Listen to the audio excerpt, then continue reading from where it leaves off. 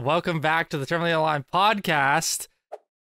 This is episode 27, maybe 28. I can't count because sometimes we record and things happen. We have Adsy here, streamer extraordinaire, Australian British man, Grandmaster. Osrs Grandmaster, guys. Grandmaster. Guys, wow. Dude, how come I don't get cheers when I come on the podcast and I'm a Grandmaster? We're not gonna suck you off every time, man. Like, you're part of the podcast. I have 2 accounts that are Grandmaster. What about? Here we go again, bro. Are you get over yourself. Oh, I maxed 2 accounts. Oh, I got Grandmaster. We're talking to a new guy on the podcast. Oh, sorry, man. sorry. Like, you're here every time. Come on, man. Have you ever been immortal in Valorant? Yes. Have you ever been global elite? Yes. Have you ever been masters in TFT? Yes. Oh well, okay, never mind. I'm too on for I should that. suck your dick every time. I'm too I will on. start sucking. I will Too on suck for that. right away, Mason. No, I don't want you to suck me Ease off. of access in that maid outfit you wore last night, by the way. That Dude, shit's it was- hot. Oh, it was a Speaking fun- of maid outfits, Yeah. I mean, Mr. Adsy also wore a maid outfit just like Mason did yesterday, which we will post pictures of here. Oh my days. 'Cause I'm don't the post editor. that. People were really mad. Oh Why? right. Wait. I don't know if they're mad at you. They were mad at me yesterday for some reason. I woke up to people not Was it because happy. you were so hot? Like, I I don't don't- get it. I don't know. I don't know what your this on experience Twitter is like. somewhere? People Dude, just hated you because you look so good in a maid outfit. Like, I don't. I don't know. Like, I don't What's the know deal, if guys? people Dude. came in your chat, Adsy, when you do, you're like, haha, here is a sub goal. I'm doing something silly. And they come in and they show up and they're like, what the fuck? What are you doing? It's like, God forbid a man has a little whimsy, 1 stream out of fucking 1,000 that I've done. Like, Legit, dude. Like just having a nice time. Read the fucking title, man. Literally. Like, or something on the screen. Dude, I was talking to Zandy about it. He's like, I don't fucking read titles. I'm like, how? Do you just look at someone and be like, oh, well, they're doing this content and what? No greater context other than they're playing RuneScape. He's like, Dude, fuck's I don't think that guy can read. Yeah, I was Like, gonna say, I don't just think Sandy genuinely- can read at all. I'm gonna be honest. Dude, I love I also Zandy. Shout out can't- Zandy. My goat. Yeah, my shout out goat. Zandy. I don't think he can hear either. I'm gonna be honest. I think Zandy cannot he's got hear. a couple perceptions gone. You know. Dude, he be meowing on the mic sometimes, dude. I'm just gonna say it. that's true. But yeah, no, he be Zandy. meowing loud. Like, there's definitely some tinnitus. I'm just gonna say it. Yeah. Dude, he'll be like, this fucking song, this is the best song I've ever. You'll hear tears. You'll hear him be emotional. Guys, this is about to happen. This is the best. I remember listening to this song. And then it'll hit, and it's just the most mid song ever with really loud, like just the most mid song ever. It's like this fucking song right here, and it's just like boo dwee dee doo doo. I love doo, Zandy, bro. dwee, It's so dee. I'm like, funny. dude, all right, bro. He tagged us something, tagged us all in the Discord to be like, you guys will love this song. I think he was specifically talking to one of our homies, Lacking. And I played it for half a second. Fuck, what a mistake that was. Like, it's- Do you like, think he because, like strokes himself to the he- microwave when it starts making those noises, bro? He's kind of gone down. He's kind of gone down the dark path of hardstyle, in my opinion. Yeah, he's always been on the dark side of the Well- hard style. He likes the hard style that sounds like fucking robots having He used to crazy be sex. like it used to be a lot better. At least in my opinion, he like the sounds. I like hardstyle, but I like euphoric hardstyle. Me where too. yeah. yeah. It's pleasing because it's not just about the kick and the bass, and there's other parts of it, sometimes lyrics. But he's definitely gone down the loudest, heaviest kicks, and I'm just like, no, I don't fuck with Dude, the ex Tina, Oh my god. Zandy meetup at the festival, bro. They would click. That's all I'm gonna say. Because Be a going whole into lot of. ex Tina stream, I'm like, one time I literally threw my headphones off because it jump scared me. Like I was like, what the fuck? There's a whole like, lot her of hearing stream aids is needed for so those loud. streams. Yeah. Dude, sometimes For you just stuck on sure. a Christina stream, just like when you're playing League, dude. You start getting in the mood or something like that. Like, fuck it, the Yeah. music's blaring. But yeah, no, that he goes down some routes with it where it's like the euphoric is just really nice. Like as soon as you get into like I don't know what words I could use, but like ear fucking that some of the hardstyle gets to. Yeah, that's cooked. I don't think I can do that. Like I'm almost 30, man. Like if my hearing goes at like by 35, it's like fuck my life. Yeah, Hold mine's on, already starting to like trail out a little bit, so I'm kind of on the regressive end of like, you know, not going too hard, but also when you're streaming and you just like you're pumping the music up, sometimes you just don't care, and then you feel the repercussions the next day, and it's pretty scary. But yeah, definitely been trying to be mindful of that. Oop, I just sent you a tweet idea. Just off the dome, in the moment, we saw magic.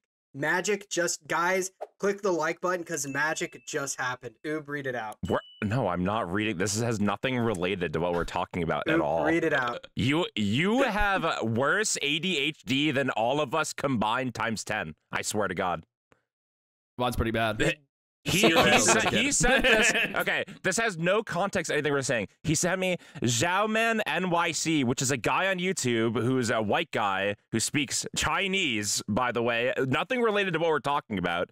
Ear massage, but the second it goes in his ear, hardstyle starts playing. Okay, maybe it is related a little bit.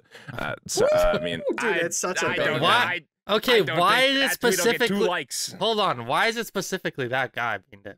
Have you seen his ear massage video? Because like it goes in his ear and he's like, Oh, like I'm not even kidding, bro. Like it's insane. That did happen in the video. He had a very like orgasmic reaction that was You know very what? strange and off-putting. I'm gonna take that reaction and I'm gonna put the OSRS song and tweet that.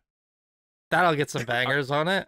Dude, you shouldn't do that because Beandip will fucking come in his pants if you I'll- tweet him, okay? He's gonna love that. I also will nuke your entire following. You don't even mention. What does that mean?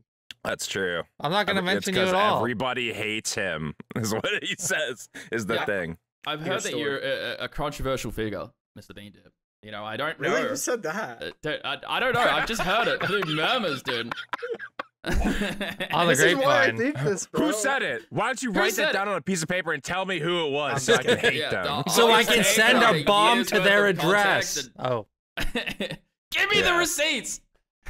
What I will say is controversial is close to it. I don't know. Like when I go into Twitch chat, like I just don't want to talk about RuneScape. Like I want to talk about anything other than RuneScape. So like I'll just shitpost and just try to In drum a up RuneScape conversation. stream? Yes. And sometimes I miss. Sometimes I miss. very, I don't very got the best often you aim. miss. Yeah. Well, I mean, you can qualify however you want, Mr. Mason. You have to Yeah, I time mean- the shit post. You can't just go into a chat and be like, just look at the Epstein files. Saw the Cookie Monster on there. What do you think about that? While I'm in the Okay, middle well, of a that's different. conversation That's the about difference. how to play a RuneScape Iron Man. I'm not gonna read I it have then. realized You gotta timing time. is everything. Timing You're is right. everything on a shit post in a Twitch chat. The thing is, I feel like most Twitch streamers will talk about God or anything as long as it's like reasonable, right? Yeah. If you just come out swinging Yeah. with something that's like unhinged, that like you don't know where they're coming from. You can only assume they're taking the piss out of you, right? So Mhm. that's 99.99% of what's actually occurring. Mhm. You gotta warm us up a little bit, dude. A little bit of foreplay. Start with something a little weird, so we know what's up, and then you can kind of like drop your Epstein file, Cookie Monster. Yeah. And then it's Epstein time. And then And Cookie then we'll Monster get is to code word Epstein. for Donald Trump, by the way. I've got a question here, Oh Adsy. my god, bro. Mhm. You've recently somewhat switched to full-time streaming. Well, that's not actually true. I Okay. actually streamed a lot more back in the day when I first started, because I was like, okay, well, what can I do that will actually work, right? I'm like, Mhm. okay, well, I'm gonna work my 8 hours a day, and then I'm gonna stream for fucking 8 hours, and then I'm gonna work on ideas for like 2 hours. And I found out after a year, I did it pretty much straight doing that. For about a year, where I'm like, man, this fucking sucks, because there's certain ceilings that you hit, Mm-hmm. and you're just like, man, this fucking blows, man. Like my effort is not being rewarded. I mean, there's like fucking parts, right? Like when I got my first Inferno Cape, that was Mhm. massive. I think that was either my biggest or my second biggest stream. I had like 400 people in there or something like that. Like almost entirely organic. Yeah. Which was crazy because, like, who the fuck wants to watch me, right? Like, that was, like, the big thing. And it's just, like, some dude getting his Inferno Cape. I was, like, nervous. I had the shakes and shit like that at the time. And then the second time was the last CA, which was the Zuck 50 HP CA, where it's, like, Mhm. don't go below. And that was cinema. I'll tell you why. I'm a fucking idiot. Off to a great and start. I tanked a Zuck hit. And I perfectly timed a Saradomin Brew to keep me above 50 HP, not to fail it in front of 300, 400 something-ish people. It's fucking, it was cinema. You should have seen the question marks come in. I was like, okay, well that's, whew, we're fine, just brew, we're gonna be A-okay. What I want to do more than anything, right? I've recognized, okay, cool, am I gonna win the streaming game? I look at people that have blown up pretty recently. I look at people like Wavy, right? Who's basically gone from like 0 to quite literally like 100 average, like in what seemingly no time. And I mean, you know, and I'll probably admit this to him too. I looked at him, I'm like, what the like, this is before I watched it. I was like, what the fuck is this guy doing that he's just like blown up overnight? It's like, what's his content strategy? Like, what's he actually doing? He's just a really just nice guy to like watch and hang out with and stuff like that. He's I think he's quite charismatic. I like the sound of his voice. And I think that all, you know, kind of culminates into growing as fast as he has, right? He's also been working on the YouTube on the side. And that's something that I want to do, right? Well, I have been working on the YouTube. I've been working on a really big video. I probably won't ever do anything this big ever again. It's too fucking hard.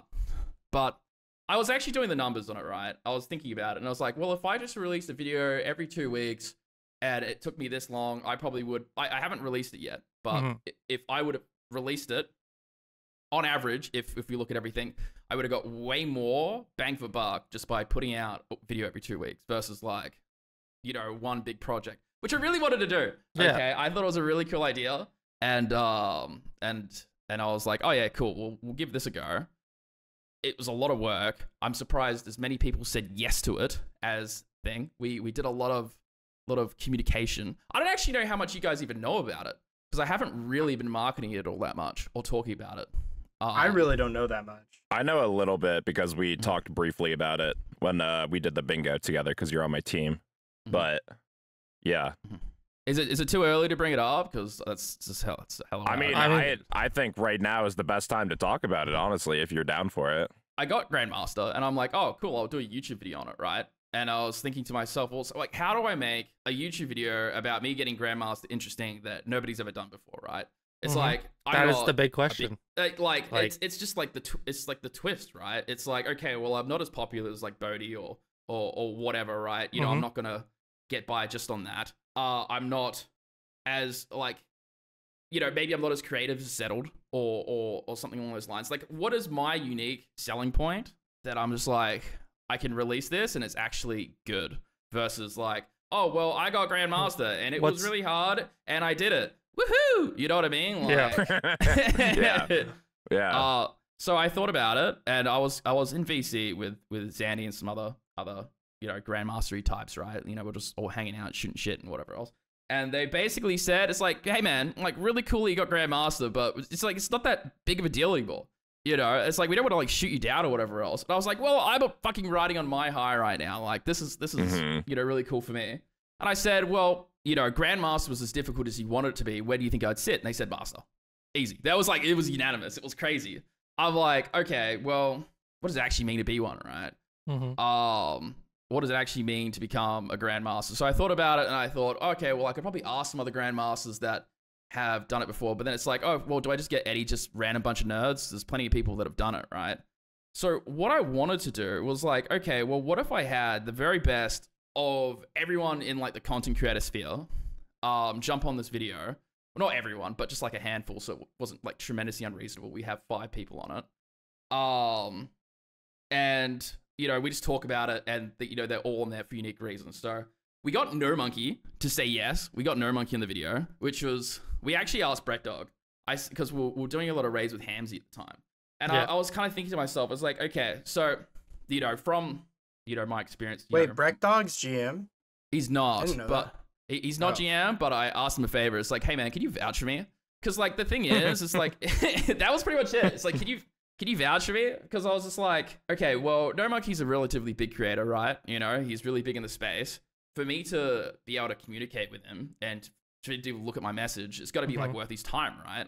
You know, if I were to go to, you know, Bodhi and I said, I want you on my video, what about? I just really want you on it. They'll tell me to fuck off. And the thing is that your first impression is a lasting impression, right? Yeah. So if I go there and fuck it up the first time, every single time after that, it's like, it's just not going to take me seriously, right? So I knew I wanted No Monkey. The reason I wanted No Monkey was because he's quite a controversial figure. A lot of people like what he has to say. A lot of people dislike what he has to say. And I knew that he's very vocal about how he wants the game to be. Mm. I thought, perfect. GM, you know, controversial, great guy, honestly. You know, we had His a really good wife let conversation. you? What's that, sorry? His wife. I'm just saying.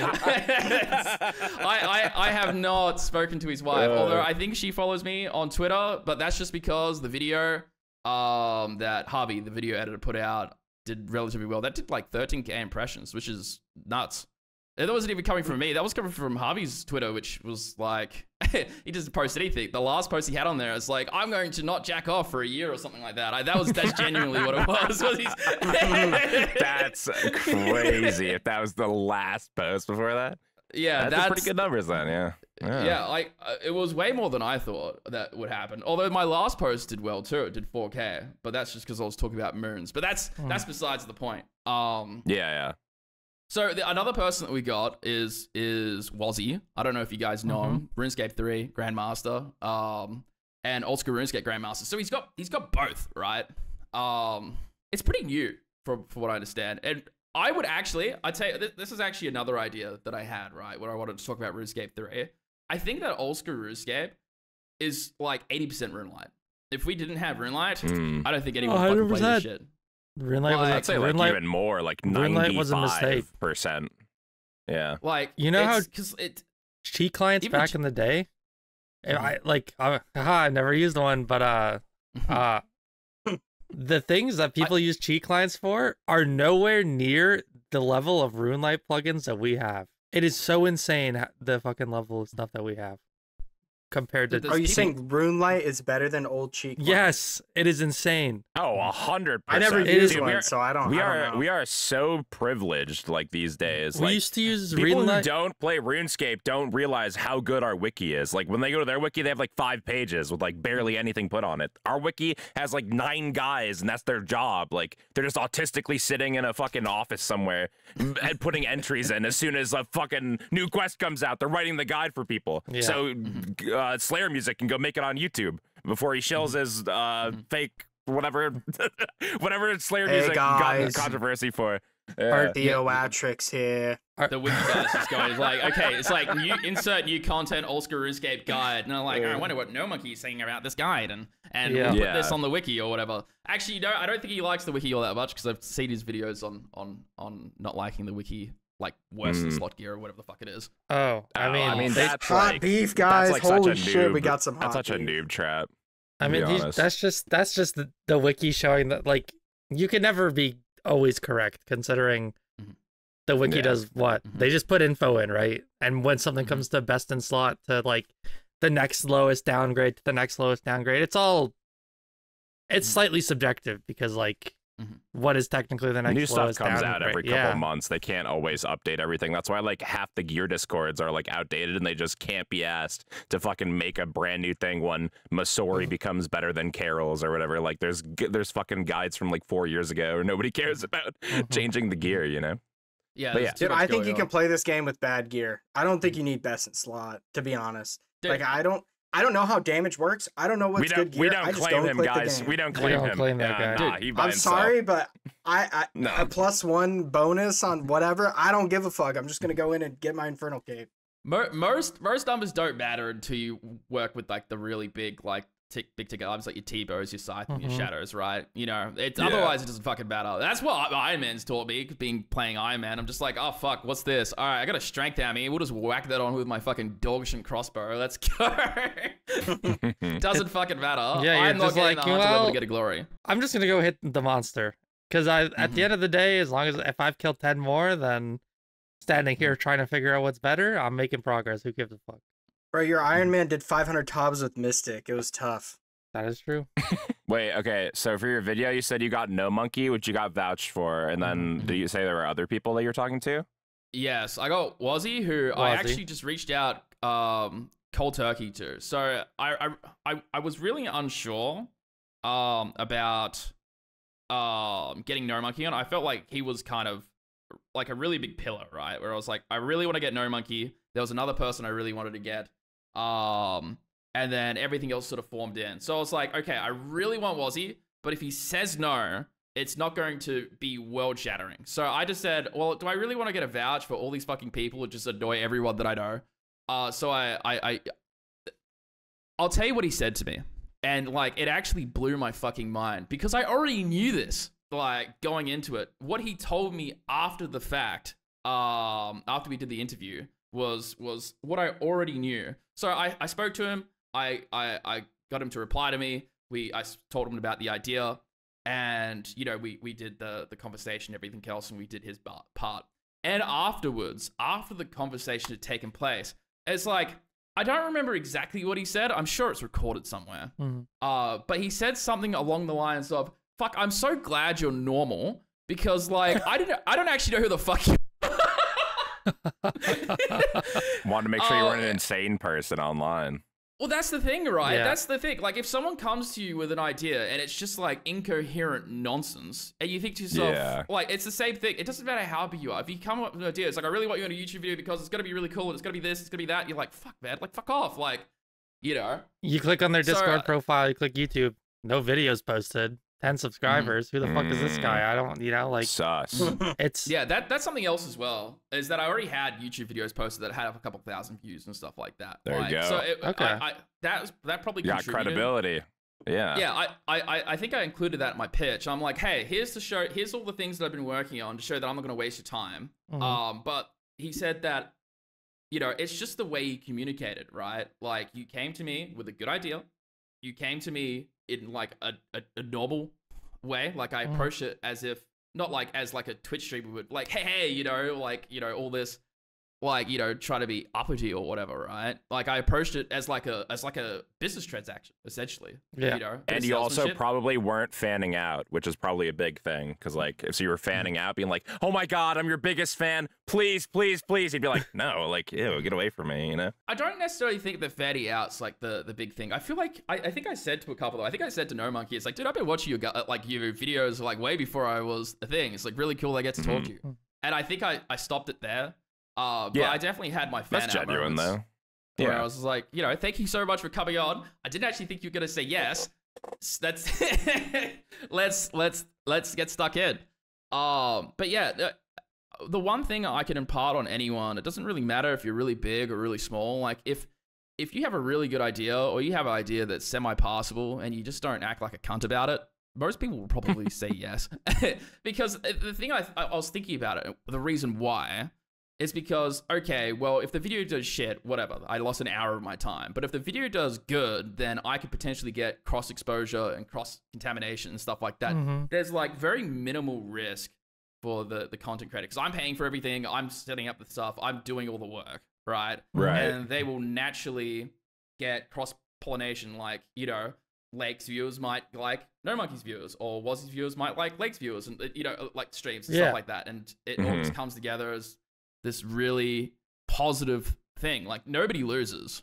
Yeah. You know, with Ubaru asked a question to me, or I think one of the questions I was going to be is like, what you feel about the RuneScape. And I know there's other people on this list, by the way, but just a quick interjection. Like, there's people who watch the same type of streamers in the sphere, but they don't know each other exist.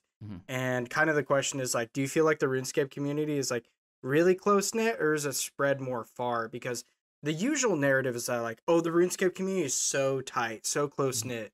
But to be honest, I think it's really spread out. So like, I feel like interlocking these audiences together would be kind of cool too.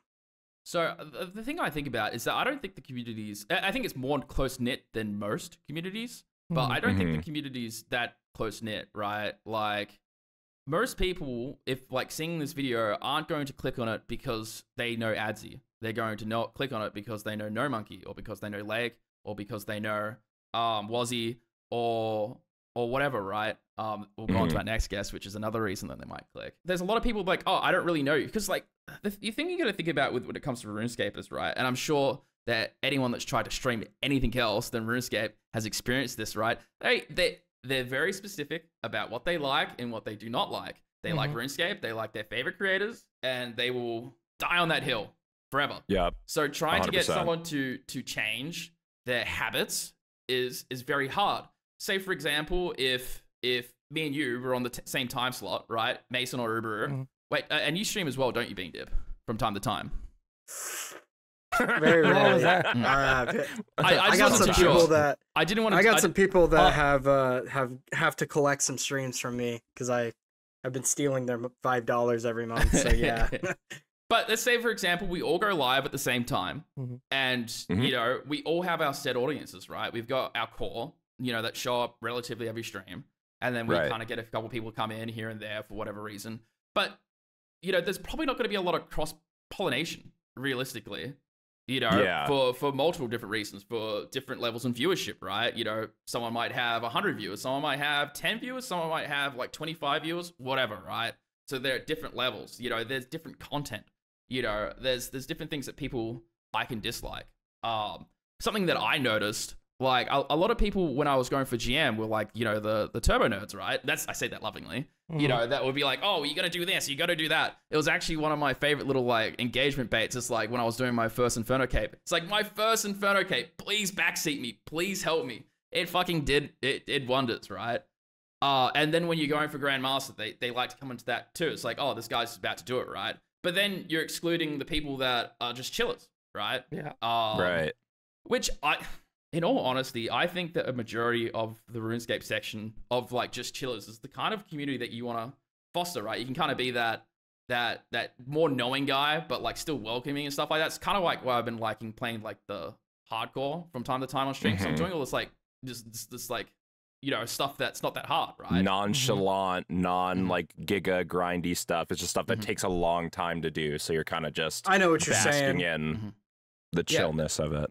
Yeah, I might be a chill guy. I respect, like, I mean, the alternative is I go run like 1,000, like 500 towers or something like that, because that's the rate that I'm getting at, right? I fucking hate chambers. I can't stand it, so I probably won't go there.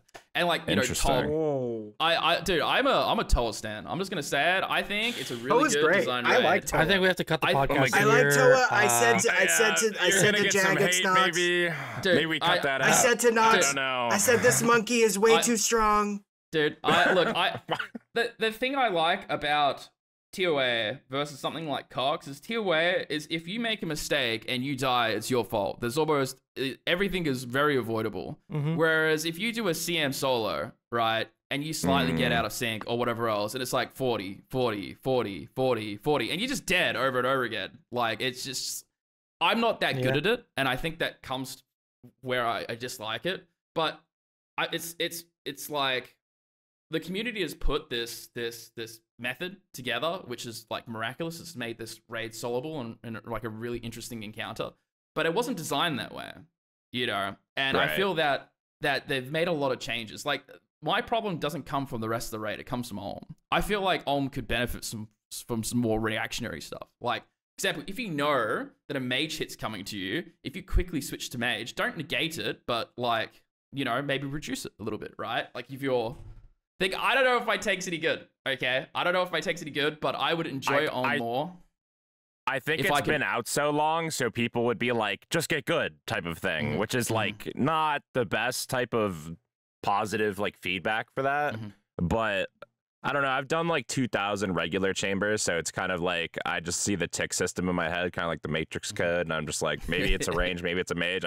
I tank it, bro. You know, you just gotta tank it, put the Blood Fury on, and then you're fine. And then raid's not that bad if you got max gear, but it's just like it's like I'm bad at TOA. Like I've done like 200 of them, and I don't like it because I'm not good at it. So like me and you are the inverse in that way. It doesn't make any of us worse at the game. We just don't have enough experience doing the content.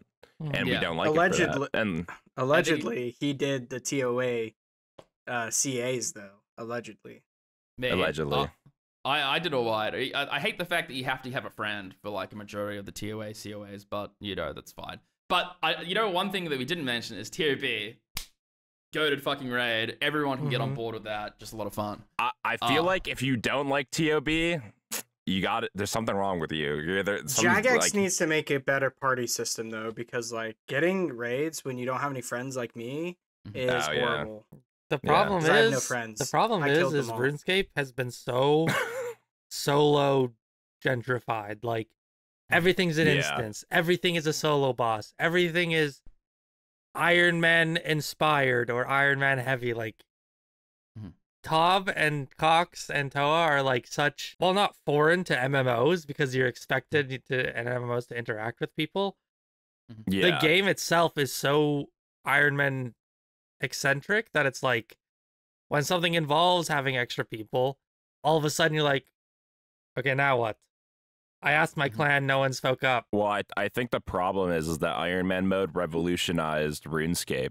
Because it came in a few years after, and then they made 5 game modes after it, not including like Deadman or like Leagues or whatever. So it's like, which is like off-brand shoots of playing an Iron Man. So like, if you think about it, almost everything in the game except like playing a main is like basically Iron Man mode. So they have to kind of shape content around an MMO that's not even an MMO anymore. So it's kind of weird because, I mean, just like Adsy said, Cox was not supposed to be a solo thing. It was like a MMO thing. You could have 100 people in a raid, even though it probably sucks ass, and you get flame walled and you die, and everybody gets burned. Like, think about Top. Yeah, it's awful. You can enter Top with one person, but it wasn't scaled for one person for years. Right.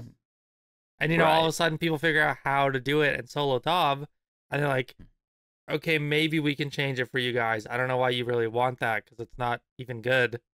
And then, you know, they changed it, and now people solo, like the president, Mr. Barack Obama, just sits there and solo Top all day, every day. Dude, not just normal Top, fucking HMT. Yeah, he's a fucking 07 to the president, dude, but fuck. That does not look insane. Fun. Oh, I bet you he's 5'6" IRL.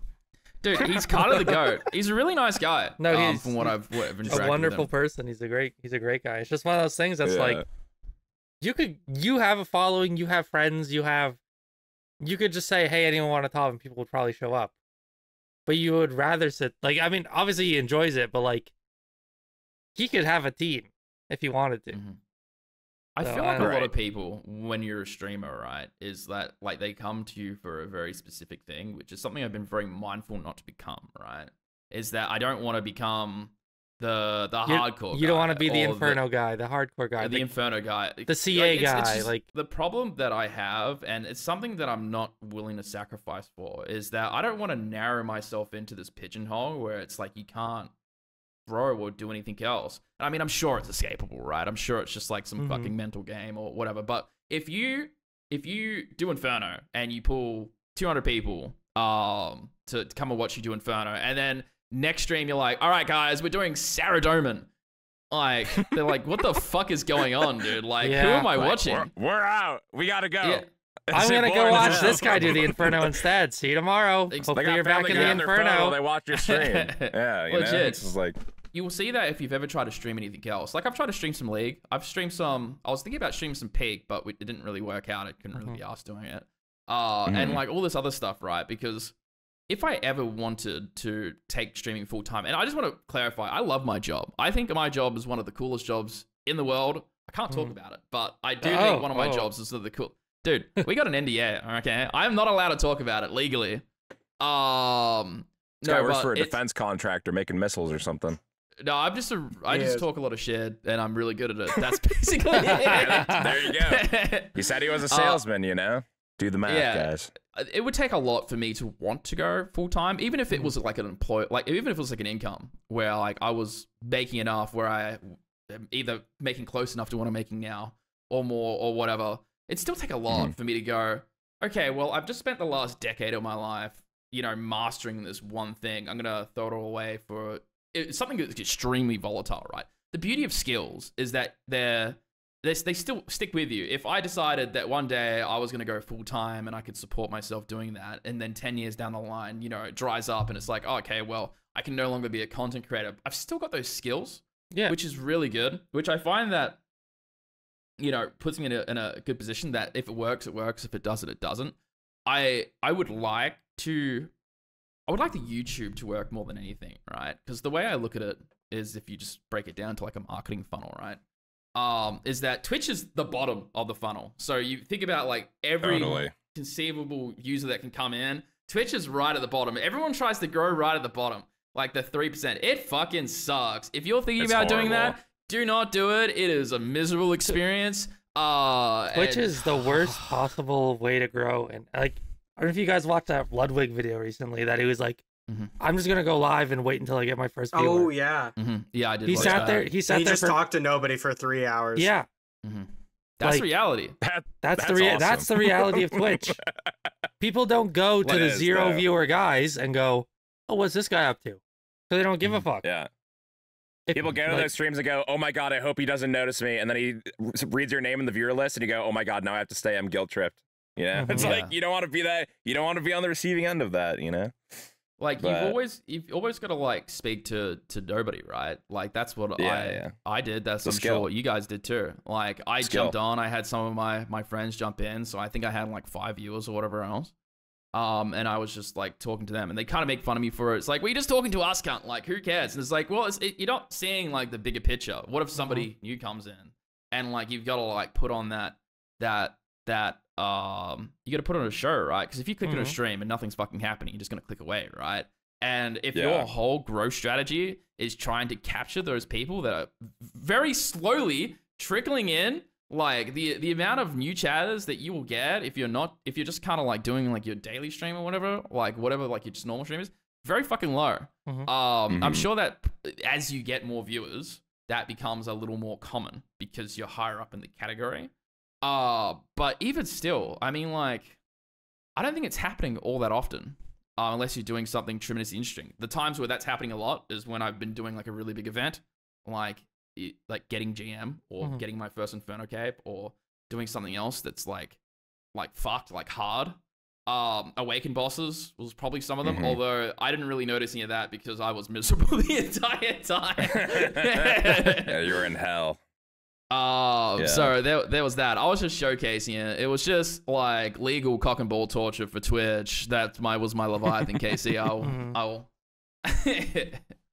But yeah, it's miserable. It's like it has its moments, of course. Otherwise, we wouldn't do it. But yeah, it's very hard. It's very defeating, and it's very easy to tie your self-worth to it. And I'm sure we've all done it, where we just look at it and we have a shit stream and we think to ourselves, "I fucking suck." No, and everything sucks. You just want to lie down. That's you're live for 2 hours and like, this stream is not going very good. People are not really showing up. What am I doing different? Okay, well, I'm sitting here killing Huey Codal. Who the fuck wants to watch that? Okay, no wonder people aren't chatting. That's what I'm next. That's what's next for but me. on the other hand, like, now I'm bringing him up because it's the next person on the list. Lake isn't very talkative. He's not a very talkative streamer. Like, you go to Lake's stream to watch him play whatever he's doing. And so I don't know necessarily if it's like people are only gonna watch XYZ. I think it's such a multifaceted problem of like algorithm of like, are you in the zeitgeist? Are you in people's minds? Were you on BE recently? Is there ads when I open your stream? Because if I open a stream and I see ads, I'll just close the tab. Like, no That's cap. so like, true though. If you have pre-rolls on and you're a brand new streamer, oh my god, you are nobody's watching it. Followers only Zero. chat. I'm out. Do Yeah, not dude, have like, follower only sorry. chat on. You want non-committal styles of things. Get them in to, do something interesting. They might say something, maybe basement engagement. Yeah, I just like, I don't.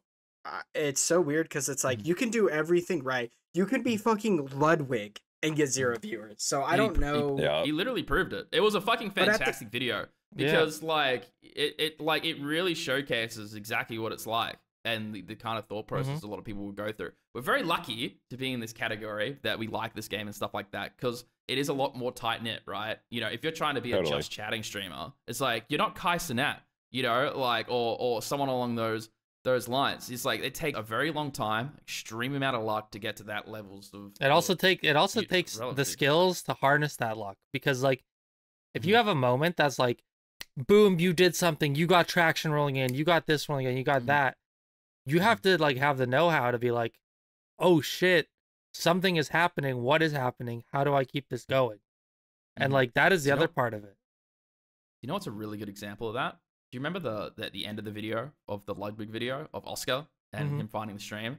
Ludwig posted his link in there, and I jumped in like an hour after the link. Oh, well, he was like 14 hours actually. Yeah, I can't remember the thing, but it was like 14 hours after I noticed the link, and I clicked it, and his stream was popping off. I followed. I dropped a pack, dude. Like I'm a good man. It's like, hey, GC, GZ on the fucking the thing beast, like, and he's just getting subs and he's getting follows and stuff like that. I think he had like 1,000 people watching him, and the very next day he had like 30.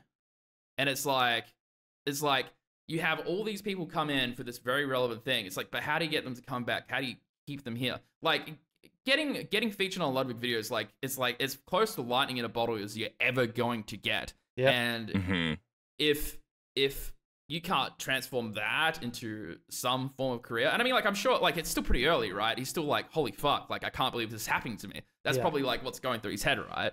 But like, if you cannot capture the people that are coming in and getting them to think, even with that lining in a bottle, it's like, fuck, man. It's like, it's definitely a skill. There's something that's missing. And it's a really great example of it. It's something that gets me thinking about it. Another great example is something that I've been thinking about when it comes to old school RuneScape content. What's his name again? Sadosix or whatever he's... Savix, yeah, Savix. He did a There's Sardako and Savix. Sardako and Savix. I don't know who it's Savix. Sardako is a bald guy.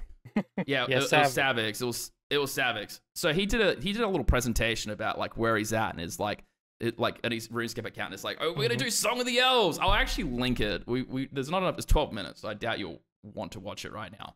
But it's a really interesting watch to sort of like see how people are interpreting our category and how to present it and stuff like that. Because there's a shitload we could learn, you know, like from all these WoW guys that are coming in and how they engage and stuff like that, because they can play whatever the fuck they want and their viewers will come. Right. That won't happen for us. Oh, at least not very likely. So there's something. There's like only a few people who really succeed in variety from RuneScape. It's very few. It's like fucking 2. That's it. Yeah, really. Well, who are the 2? There's a couple, but it's crazy how many RuneScape streamers can't stream another game because like they're known. Yeah, I mean, I've tried it, and like you have your regulars who are normally there show up, but like I've seen people's careers get completely derailed from swapping games as well, and like they have like a complete downfall in career swap. Like it is, you know what your viewers. I don't see Dr. Disrespect playing Fortnite anymore. Like, I agree. I think he's playing at a different scale than we're playing at. No, but the thing is, right, is that your viewers will say, "Oh, we'll watch you no matter what you do." It's not true.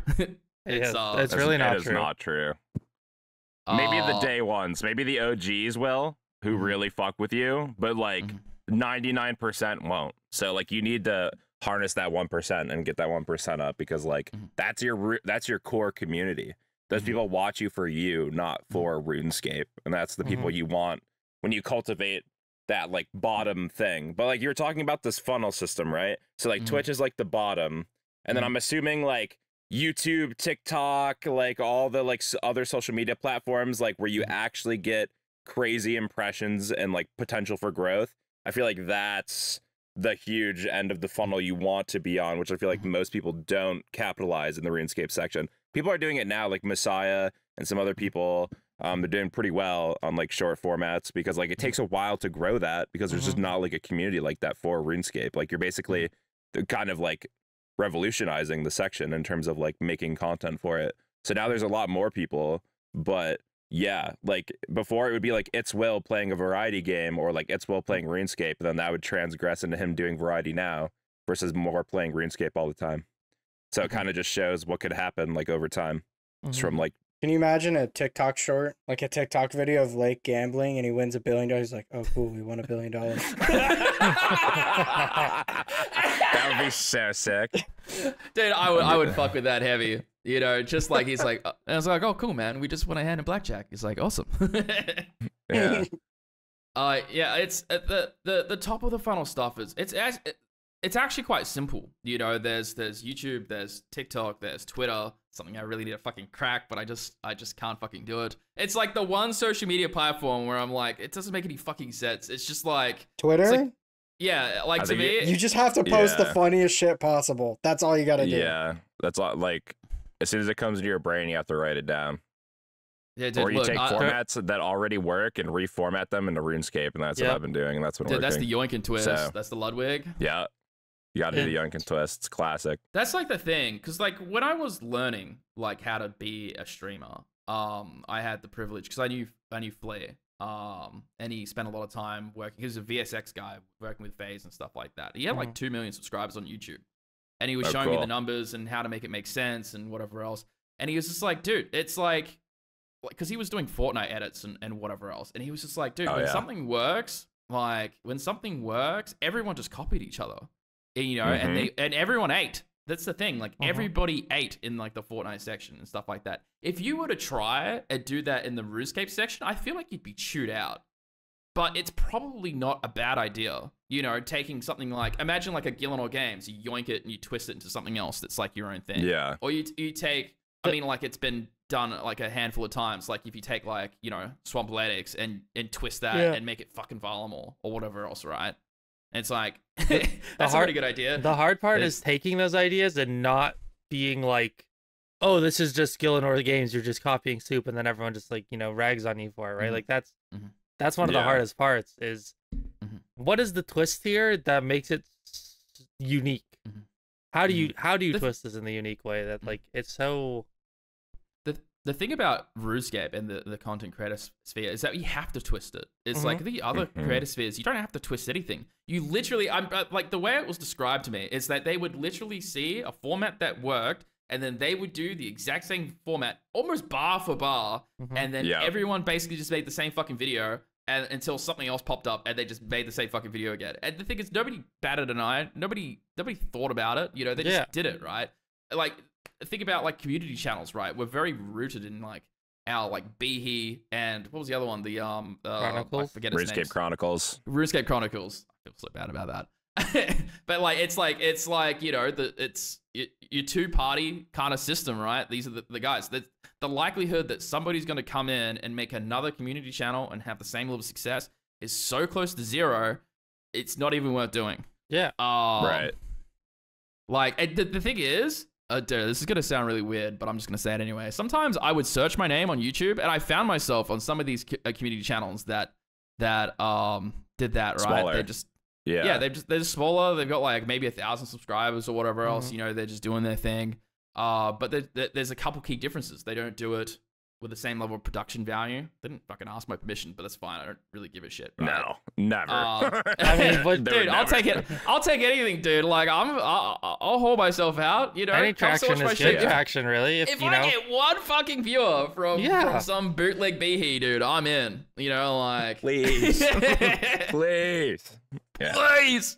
But yeah, it's like that's the reason I want to focus on YouTube and the things that I want to do. But it's like, you know, making this big fuck-ass video, it's taken like 6 months.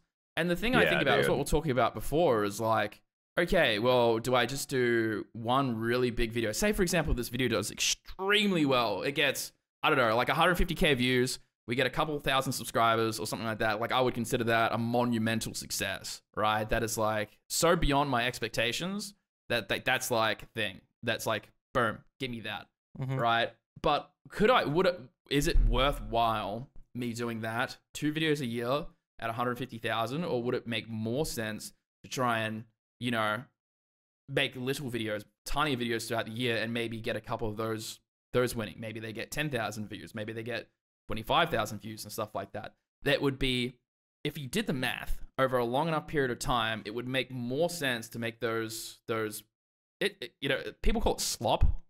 But it would make more sense to make slop than it would make high-produced content. It just doesn't make any sense. Because it tastes so good. Dude, the thing is, it's like everyone needs a YouTube video to watch while they eat, right? Or, you know, maybe they need something to watch while they stream or whatever.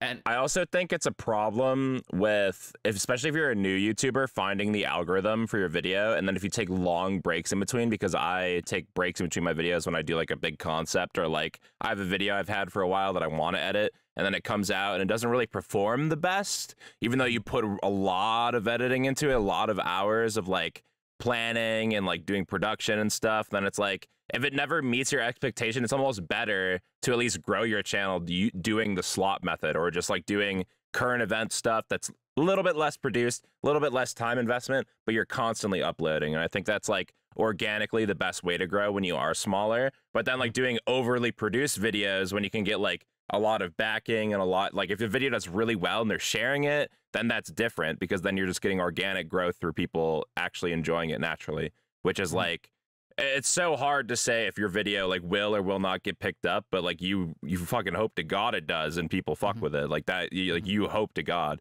And like obviously because you have like No Monkey and Lake and people who are like reputable in the community, I think it will get the traction. You know, I think it will get eyes on it, especially for the level of production value you're putting into it. So, you know, I hope it does do well, and we will link it below. I assume it's probably going to come out at some point soon. If not, we'll link Adsy's channel so you can check it out. But yeah, shout out to the editors, bro. That's like, that's the fucking hard work that gets done for the videos. People don't really think about.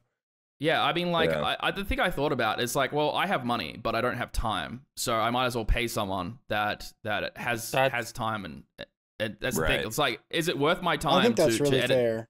These videos? Well, the thing is, it's something that I learned back when one of my first jobs I ever had was a job at Domino's, right? You know, you want to bring someone up like with you, essentially, and you want to get people included because they typically will work harder. And the thing is, I got a pretty decent, close relationship with my editor. I said to him, "Look, man, I'm going to pay you what you're asking, but when the YouTube revenue, which doesn't exist yet, I'm just spending money for fun.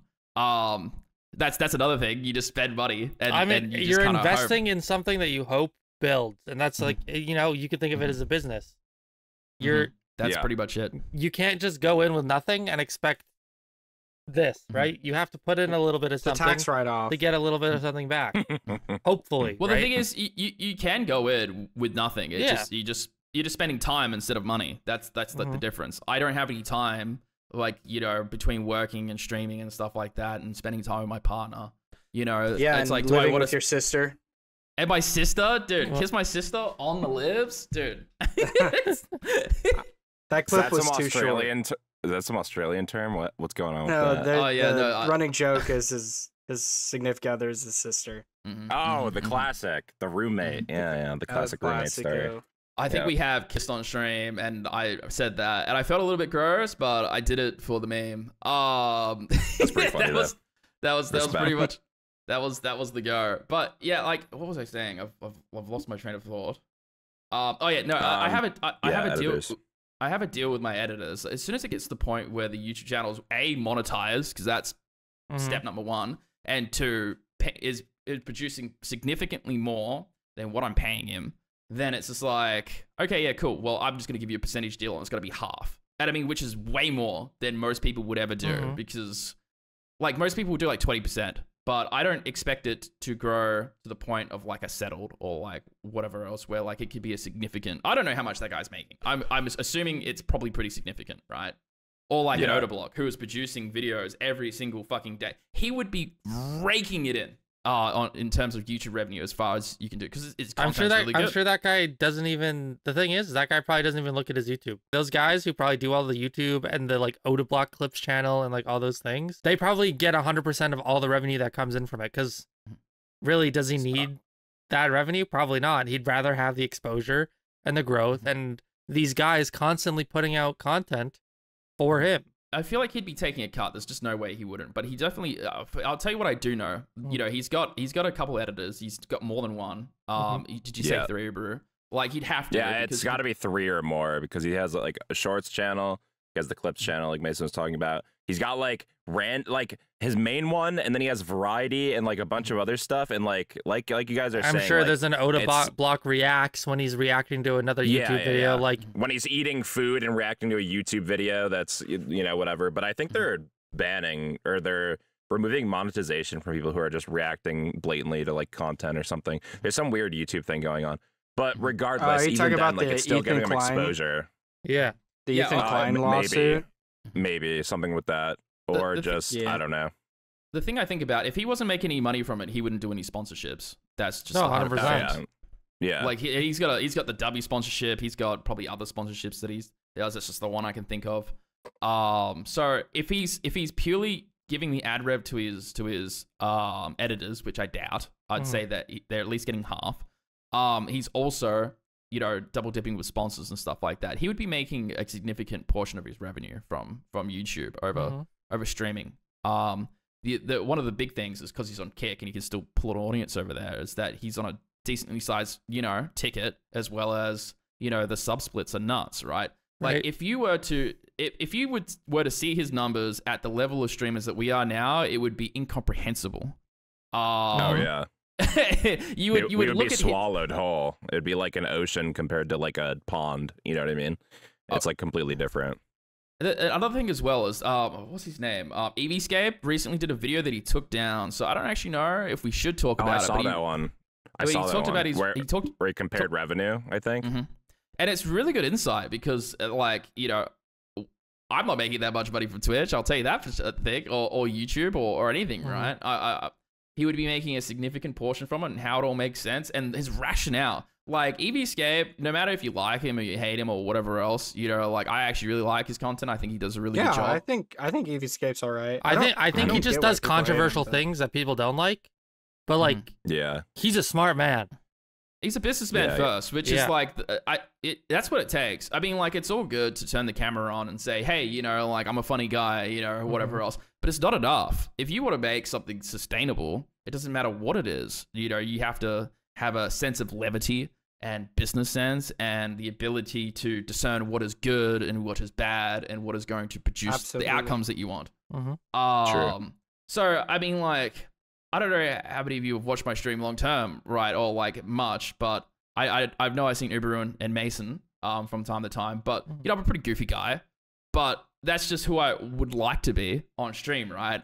From time to time I'll say, something like, oh, I really like these things about my YouTube numbers. I like numbers, I've been a marketer for a decade, a marketer, a salesperson, like this shit. It's like RuneScape, dude. It scratches that itch. It's fucking good.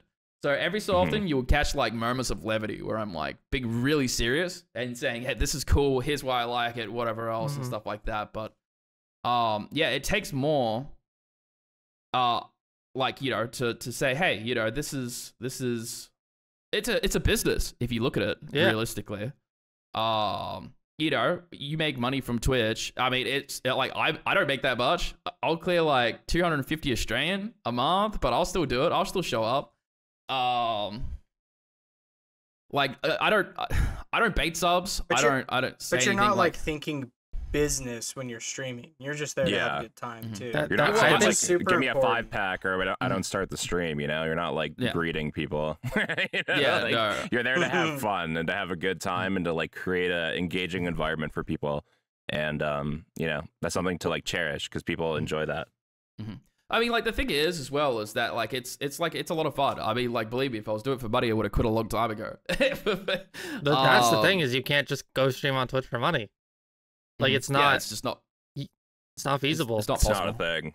Unless you're like Kaisenet's best friend, that's the only time you're going to stream to make money. Is if you're in the sphere of people who get like 20,000 viewers, and then you just pop up a live stream one day, and boom, you have 1,000 subs without even trying, because it's just like the funnel effect of knowing somebody who's bigger than you. And I'm not saying like, don't try to be Kaisenet's best friend, but also just be yourself. Like, that's all it is. Figure out where you lie, what your niche is, where you are in the cone, start coning it, start going at the top of the cone, and you got to get, and then you funnel in, and then you go on Twitch. Because if you go Twitch first, like you said, do multiple things.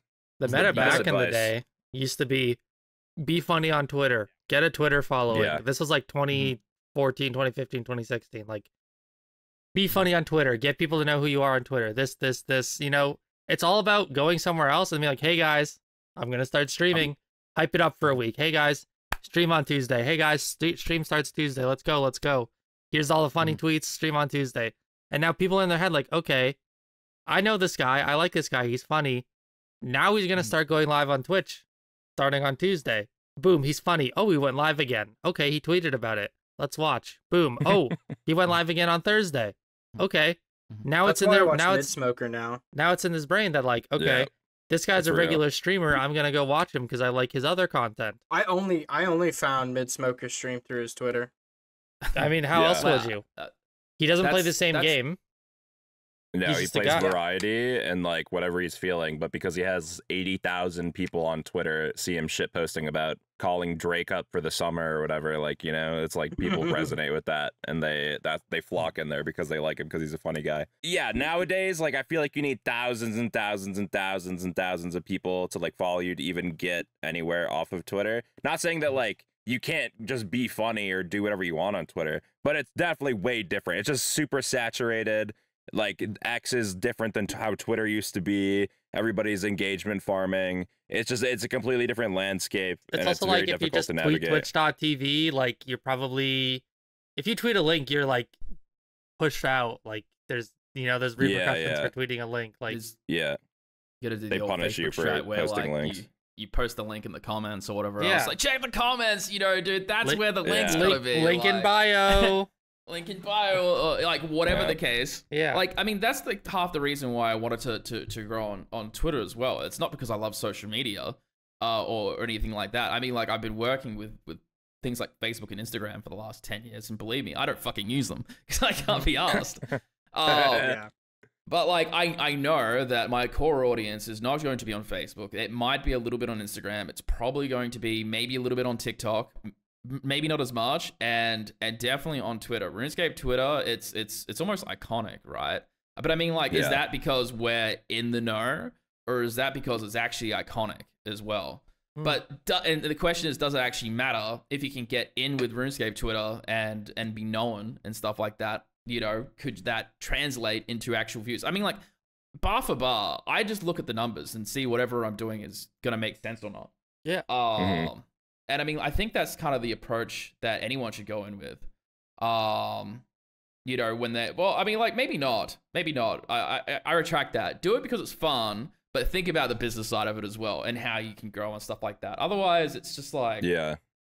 There's like two schools of thoughts. You can get caught up in the numbers and let it affect you, or you can get caught up in the numbers and like let it decide the kind of direction you want to go. If you can be kind of apathetic to like the emotional side of it, if it doesn't like, you know, like let's say like you're making funny tweets on Twitter. Like I've been doing a lot of shit posts lately. They've been doing pretty well for me. And like that's translated a little bit into my stream. Like some people come over, they're like, hey, I found you from Twitter. I'm like, wow, that's surprising. Nobody really comes over from Twitter. And that's cool. Is you get another 1-2 people to come in and they come hang out with you. And like that's awesome. Like that's a good feeling. Like you feel like the general feedback loop is working well. So then you keep figuring out stuff like that that's working for you or not working for you.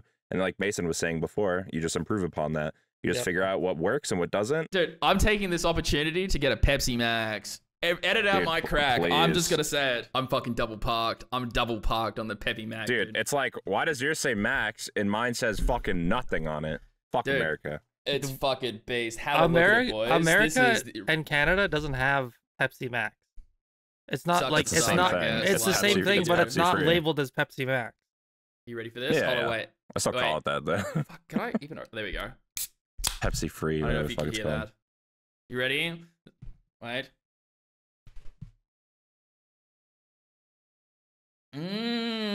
Wait, I don't know if that was a good. That's. Big up. I deleted all my podcasts that I haven't deleted, and it just gave me like 30 gigabytes of space. So But just to let everybody That's know, alright. sorry, we may have a hard cut somewhere in there. Beandip lost 20 minutes of recording and didn't let us know until about 2/3 of the way through. So, yeah, basically, this is a continuation of where we were at. I don't know where we were at in everything that it's was like happening. when you shit your but pants and you don't want to tell your parents. That's kind of what happened. Dude, the worst thing. And I would was be is, 23 like, and we were at Disneyland, and it was just a bad time. The worst thing you could do is like, oh fuck, I wasn't recording the whole time. I was just streaming the whole time. It's like, fuck. Well, then we got to pull the VOD, bro. We got Yeah, don't yeah, stop but- streaming. We It's gotta funny pull the you VOD mention now. that because I have done that as well.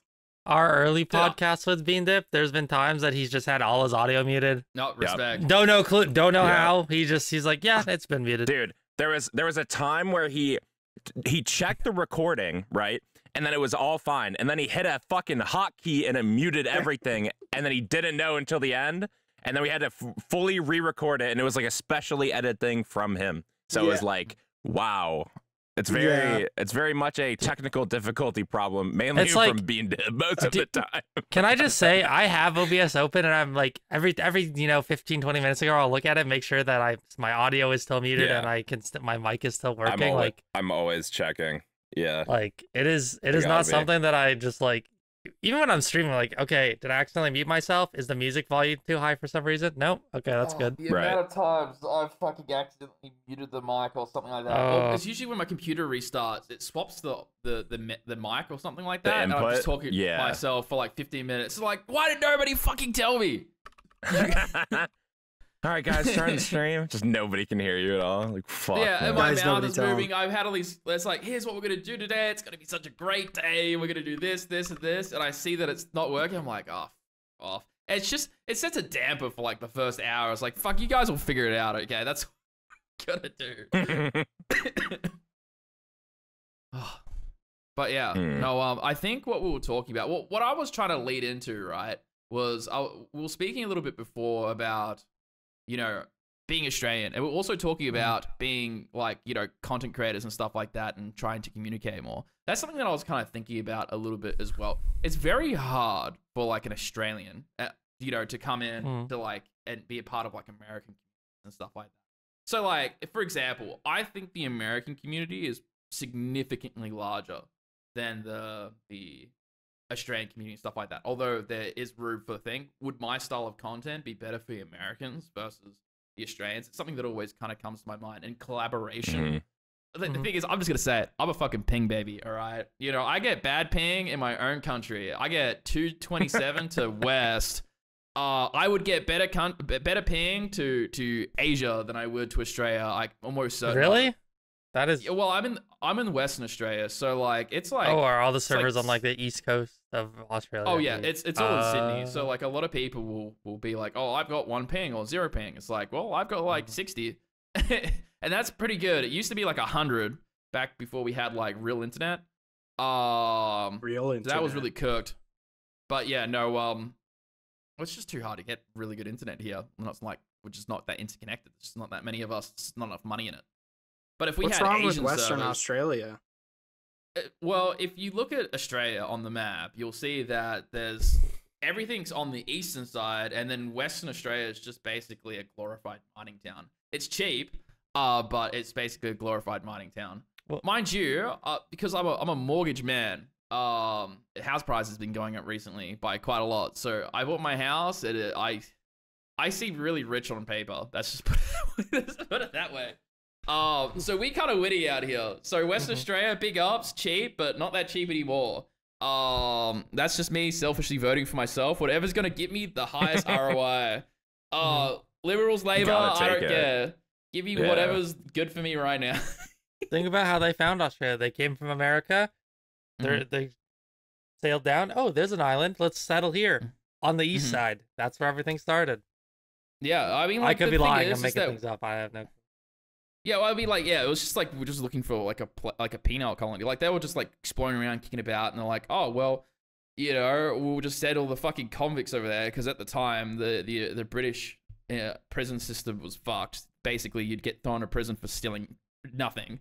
You could still like you could accidentally fucking take a leaf off of a carrot, and they'd be like, thief, you fucking thing, get thrown on a boat and sent to Australia.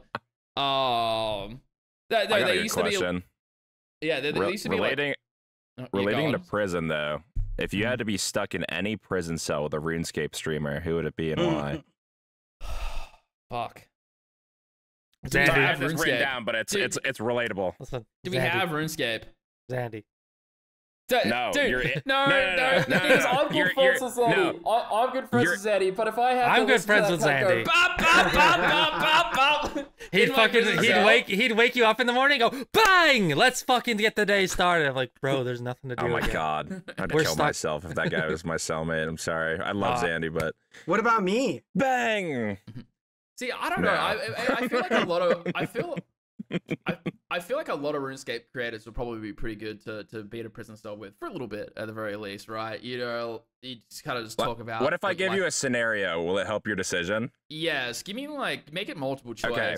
and it would be like You have to spend 10 years with your cellie, okay? This is Okay. 10 years of you doing maximum security, like you're spending 23 hours a day or whatever with this person. Whatever the standard procedure is. I've never been to jail, so I don't know. But I'm just saying, let's just say maximum security, 10 years, you have to deal with this person, and it's a RuneScape streamer. You have to pick who it is. Who would be your number one choice? Well, I mean, you know, No RuneScape. You can't play RuneScape in jail, by the way. You can't play games. The thing is that I'm closest with Zandy, so it would probably still be Zandy. Even though he'd annoy the piss out of me, I would probably still not mind it. Mind you, we kind of have this like brotherly relationship where we're just totally ripping on each other all the time. So it would probably be Zandy. It's very hard to be like, well, I would spend it with Odablock, and it'd be like, who the fuck are you? Why am I in prison? You know, and why am I in prison with this bloke? And it's just like me, he's like, it's calling you Soggy. Yeah, dude, it's like, what's up, Soggy? You know, salam alaikum, my brother, or whatever the fuck, and then, Mashallah. Yeah, mashallah, dude. It hits me I with would the do really mashallah, well with dude. Oda Block in prison. Dude, What? dude, if you were in prison with Odablock, you'd just be saying how like everything he does on stream is haram or something, and trying to like rage bait him or something. No, I'm just trying to keep him honest, you know. And his his computer chair doesn't even face Mecca. Like, what the hell? Okay, that's I don't. Once again, I rage don't know baiting. that was a Once bad- again, rage baiting. yeah. This part's definitely going in the Patreon, I think. Probably, maybe. What? That's It such has an to. unoffensive Dude, joke. Beandip will be It's- like, hey man, this isn't my religion, and I know it's your religion, but you're doing it wrong. And then he gets shot Yeah. in the head. Yeah, Yeah, I'm like, the what are you arbiter trying to- of whoa, Islam, by Sean? the way. What are you trying to say right Let me now? tell you. Let me tell you a pillar of Islam you're doing wrong by gambling on RuneScape or something. Like, I mean, you can't hold Do people you know how morally many- accountable from do you know the how other side many- of the computer, bro. Do you know how many TikTok people who like are you know, they promote their religion and they'll be like, is it haram to eat pork in Minecraft? And it's like, no, man. Unless Yeah, you're correct. unless you're I have seen that. I have seen that. yeah, and it's like unless you're doing it to, you know, be like, haha, look, I'm Islamic and I'm gonna eat pork in Minecraft and it's taboo, haha, look at me. Like, obviously, if you're doing it out of disrespect, it's wrong. But like, Mhm. it's a fucking video game. Do what you need to do in the video Yeah. game. Like, my favorite It's one not is Ready can I Player One. can I vape in the You're not sucked masjid? in. It's like, The Oh thing my I think, god. the thing I think about is just like, you know, whether you're religious or not, I mean, like, it all kind of stems down to one thing, you know, all the face stuff and whatever else, separate that. It all comes down to don't be a cunt is like usually the big thing. You know, be nice to each other, you know, don't you know, do this, don't do that. You know, most world religions are pretty much that, you know, don't be a cunt, and then they have their own little like ways to get to heaven or whatever else, right? You know, the Christians, the Catholics, the Muslims, the Hindus, the whatever else. I mean, it all just stems down to be nice to each other. And then whatever unique blend of faith that you want to go in with. are you religious? No, but I do get a lot of Christian TikTok, so I don't know. Maybe I'm gonna convert. Dude, honestly, some of the most like in Kansas here, some of the most like I would say really into it evangelicals are from New Zealand. I always found that so interesting. Like, dude, every time in Kansas you find some like church, it's started by a guy from New Zealand. It's kind of interesting. I don't know. We have, dude, you know what's really fucked up?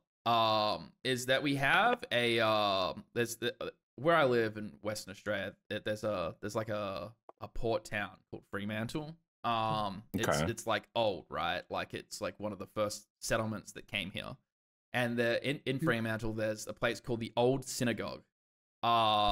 And what's really like, and I'm pretty sure they can't eat it. So the Old Synagogue has been refurbished to just be like a place where like you can eat or whatever else, right?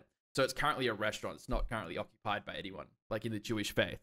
But what's really fucked up is that like the last time I was there, I had some kind of pork dish, and I feel like, you know, I'm not Jewish, but I feel like this is some spiritual karma that I'm fucking up right now. I feel like you can't really have pork in the synagogue, but apparently they do that. It was pretty tasty. Oh, it's a cool building. Damn. But yeah, Sorry, no, I'm on Google Earth right now. Yeah, it's I thought you've been there or something. I didn't know. It's a cool Yeah, I'm building. trying to locate Yeah. where Adsy lives right now. So He told you. Yeah. He told you We where he got- lived. But I just Yeah. didn't remember at all. Yeah, I've you know, I live in the bush, so like even if you try to find me, you probably wouldn't. Like I've went out my front door and there's just been a fucking kangaroo that was like, fucking get the fuck away from That's me. fucking Jesus. Would you Fucking would you warning have next one as a time. pet? Well, kangaroos are really dangerous. Fun fact about kangaroos, I learned this on a field trip on a school excursion like 15 years ago, and I haven't let it go. Is that kangaroos, I think, are the only mammals on the planet that they have their dick and balls back to front. So balls in the front, dick in the back. You can That's Google awesome. it What if you the want fuck? to. But it's I'm, true. I'm just, Can I- I'm, can I be I'm not honest? gonna, but I believe you. Kangaroo dick and balls. The Yeah, SWAT that- local enforcement is being sent to. Oh. This brings me to a really important question. Mhm. Why are there fewer, by proportion, why are fewer Australians furries than other places in the world? I think that furries are a very Americanized thing. Or in general, I've actually seen some furries. You know, you've gone to the city or something like that, and there's like a convention or something like that going on. I went to Supernova, which is a comic book convention, recently with my brother, and there was a lot of furries there. In fact, me and my partner played a game where we looked at our phone on our watch. It's like, how long until we see a furry? It took 3 minutes. Which is a lot of fun, dude. And the thing is, that was my first convention ever. And you know, there's that old stereotype, right, where it, like, you know, it really smells there or something like that. Mm-hmm. Most Oh, people yeah. weren't that bad, okay, but it was a really tight spot. And I walked past this one dude. I couldn't even make it out because there's so many people there. And dude, I have never had a smell so bad it felt like I was hitting a fucking wall, man. And you know, look, if I smell. If any of you see me in public, you'd be like, you just pull me aside and be like, Adsy, you know, you Yeah. put some deodorant on, man. Sometimes you know, smell. like, It happens. We got to get you some deodorant. Yeah. yeah, and I'd be like, oh, Dude. fuck that. I'd be like, fuck, that's embarrassing. Do you always have any? And then you'd be like, I've got the Lynx Africa. Don't worry about it. We'll sort you out right quick. You guys have that? Or is that an Australian thing? I don't even know No, what I you think said. that's It's an like you. Australian thing. No. I think you spoke a different I was- language there. I was gonna say, like, I could have sworn that was like an like unironic joke where it was like at TwitchCon or like a RuneFest, like people were like giving out deodorant or something. Like, I just felt like that was There's- like a thing, like unironically. Last year at TwitchCon, they literally gave out like deodorant and little bottles of like cologne because yeah. there was like, yeah, hey, people smell like shit. the thing is it It's takes 10 seconds to not smell like shit after you get out of the shower. Boom, boom. It's pretty quick. You're chilling. Obviously, if you Unless sweat you got, like, during the skin issues or day, something. yeah, but like But yeah. obviously, if you sweat during the day and whatever, like yeah, obviously you're gonna smell worse throughout the day. But like, if I've never met you in my life, and I'm like, yeah, I'll give you a hug, and you fucking get a whiff of someone, and you're like, Yeah, You- that reaction, bro. like that is a fucking I- that. I think those people though who just smell so bad have never been told in their life that they do smell bad. So they just like think it's normal. Cuz I've actually had this moment when I was in like 3rd or 4th grade or something. I think I've told this story before, but I was in like the gym locker room and I was like, "Damn, what smells like ass?" But I was like, "Dude, it's me, bro." Like I didn't take a shower that day. I was like, "Bro, it's me.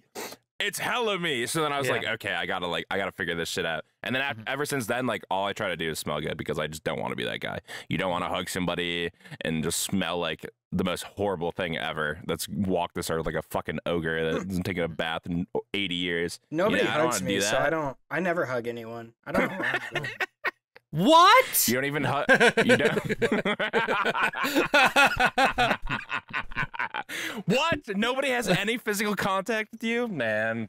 No, That's they so usually, fucked up, and if bro. they do, they usually don't know. So, Like- anyways, I'm just kidding. What the fuck? My follow have up you- question then about the furries is okay, am I a furry if I want to fuck the dad from Bluey, but not necessarily the dog? Move but his on. ener- Move the fuck but his on. energy. Move. No, Does that make no, me a no, furry? no. Dude, You're- Bluey is you're- a cultural icon. Okay, remember how This we were is talking an about things that Australian would. question, it's valid. Yeah, think about what you were saying before. What would it take to offend an Australian? I just figured it out. Hey, how do I fuck the dad from Bluey? But not just the vibe, just the vibe. Not the No. dog, No. the vibe though. Can I just say that is like pedophile adjacent?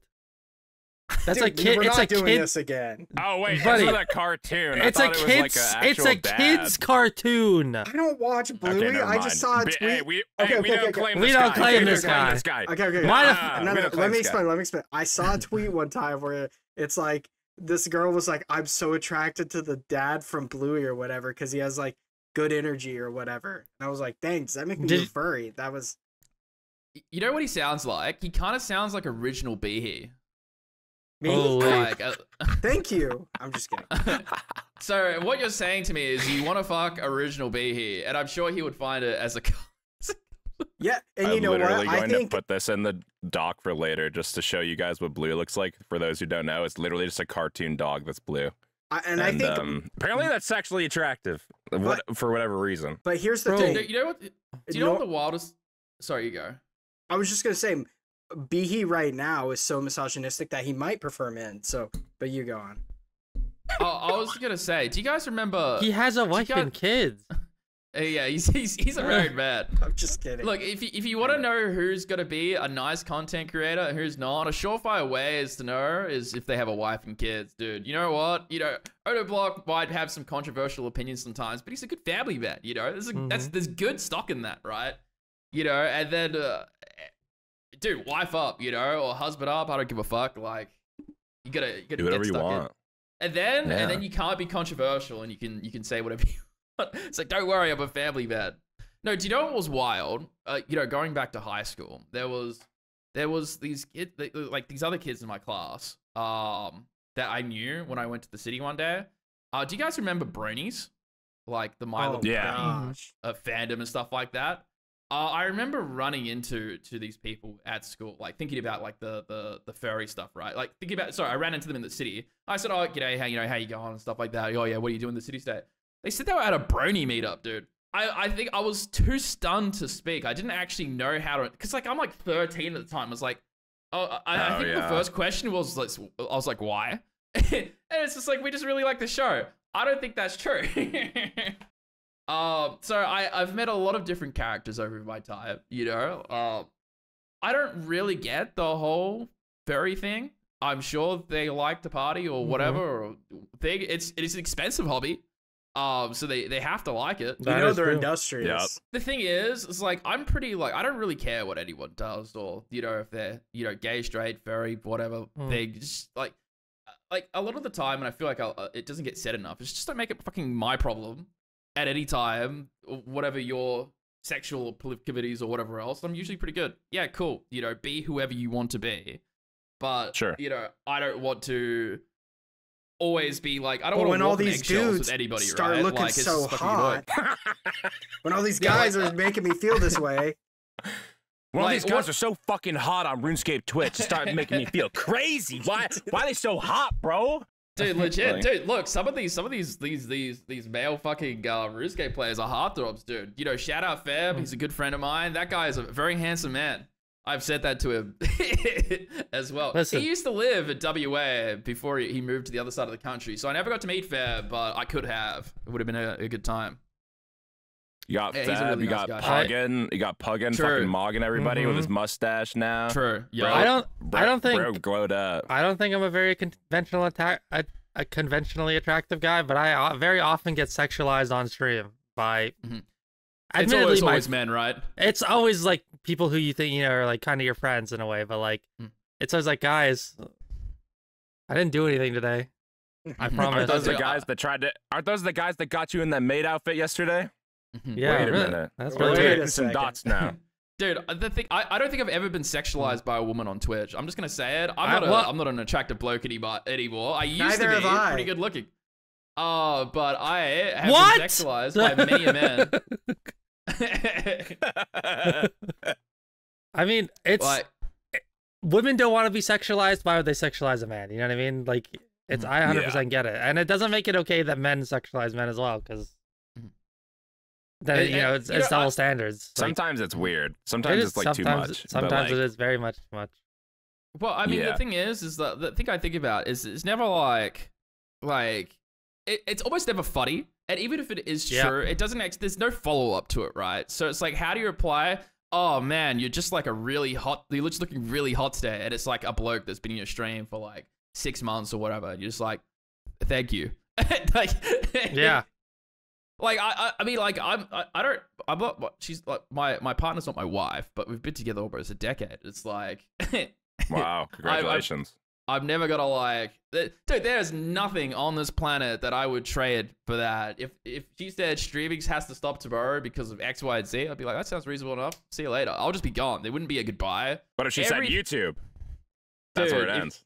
Dude, the YouTube dream. Dude, the YouTube dream. No, but like, the thing is, she's very supportive as well. Yeah. The thing is, like, I am extremely fucking lucky. You know, I was very fortunate to find someone that I want to spend my life with. You know, we've bought a house together. We've literally taken ourselves from rags to a really good place in life where when I first met her, I was unemployed. I was just drinking and smoking cigs, dude. I was just having a great time. I just like to party. That's a good life. Dude, I miss it. You know what I mean? But like, you know, I'm very fortunate that I have someone to work hard for. If it was just for myself, I probably wouldn't give a shit. I'd probably just whatever it, right? Can I be honest? I have someone. I feel that because I don't have, like, I've been single for a long time. I kind of just like, my room is never in the perfect shape. I never feel like I'm in the perfect shape. I don't eat the greatest, but also like, I eat things that make me happy. I do things that make me happy, and I 100% understand the other side of it of not having anyone to do it for. It's like I feel like I would struggle without her, and I'm not scared to admit that. You know, like It takes a man to know that. Yeah, I would probably struggle because I wouldn't have a reason. You know, having a why is single-handedly the biggest reason. Like, you know, going back to streaming, why do you want to become a streamer? Why do you want to do the thing that you want to career in life? Why do you want to be with your specific partner?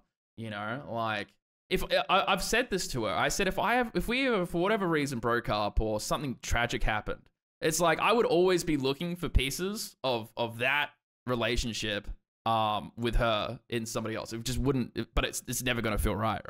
Like, I've been very also fortunate. how you grow. I mean, like, this relationship that you had has fundamentally changed you, and there's some things that can't be unchanged, right? Like, you. Dude, the thing is, I was a dipshit. Like, I didn't have any greater ambitions. I didn't have any reason to do anything. I could have just as easily have just, you know, worked like a dead end job and did whatever, and, you know, just coast by and think like. But, you know, I had embers of like ability, and I was like, oh yeah, cool. Well, you know, like, I'm going to work hard. I'm going to get a skill. I'm going to get that skill. Something I was really interested in was real estate. That's why I got this house. You know, this was during COVID. They were giving out a bunch of grants and everything else. It was like, oh shit, money's really cheap to borrow right now, and they're giving out a bunch of grants. You know, it's like a football expression. You see that opening on the field, you're like, oh fuck, I gotta run. Like, this is quite literally it. Because if I were to go in there, exactly, I found my opening, and I took it. If I were to go and do the exact same thing I would do today, they would laugh me out the bank. Like, and I'm not like, I'm a relatively wealthy man, you know, considering like I'm healthy, you know, I make a decent income. My partner makes a decent income, but like, if we were to try and do what we did back then, and I was on a Domino's salary, like, I wasn't even on salary, I was working like 30 hours a week. I said to my boss at the time, I said, look, man, I need full time for this job, to get this house. Can you offer it? It's not that many more hours a week. I'm sure we can make it work. And he said no, and I said, okay, cool. I quit. And then it was instant. It was like, I'm not gonna do it. Neither am I. I became like this. I mean, that's the reality of it is like, based. I need Give me more. what I want. All right. I need more, or I am leaving. Yeah. Give me what I want, or I'm gone. And the thing is, it has always served me. When I stopped listening to other people, like, I was really big on listening to my mom. And, you know, I took her advice on everything. And I was like, oh, yeah, cool. Well, you know, maybe she's right. Maybe I take the safe route. Maybe I do this. Maybe I do that. Whatever else. And I love my mom. You know, I've got a lot of time for her. But when I stopped listening and started doing what I knew was right, like, everything fell into place. You know, almost every single time something's gone tits up or something's gone wrong, I'm just like, okay, cool. Well, look at all these skills that I've built up over time, and I've almost immediately fixed it. I mean, there was a stint between my last job and my current job where I was working in a fucking meat packing factory. I was like, well, I still have a mortgage. So we'll go do this shitty job, right? And it was mind-numbing, man. Like going from like a highly like technical skilled work to like unskilled labor is fucking. It's not the physical labor, it's the mental anguish. It's like, where did I fuck up? Dude, I remember going to the toilet and just going on my phone and like applying for work and stuff like that. You know when my manager, dude, my manager pulled me up about it. You know what I said to him? I said, he's like, well, you go to the toilet quite a lot. I said, dude, I get hemorrhoids. Like I have to spend as much time in there as I need to. Yeah, you got the hemis. And he said to me, are you fucking with me? And he said, I just looked at him, I was like, no. And then I just continued doing it, looking for work and stuff like that. It was.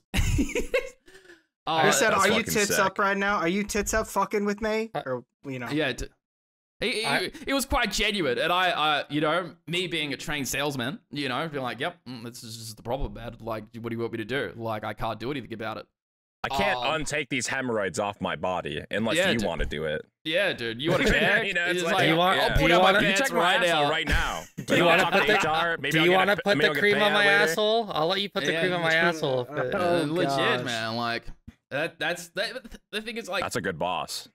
like he just kind of like shrugged. He was like, "Fuck," you know, like it's just checkmate. Like, what can you do? Yeah.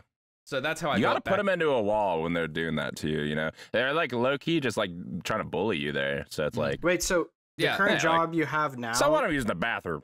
did you apply for this job you have now from the stall? Well, yes and no. So I just like I'm in some Facebook groups and stuff like that for marketers.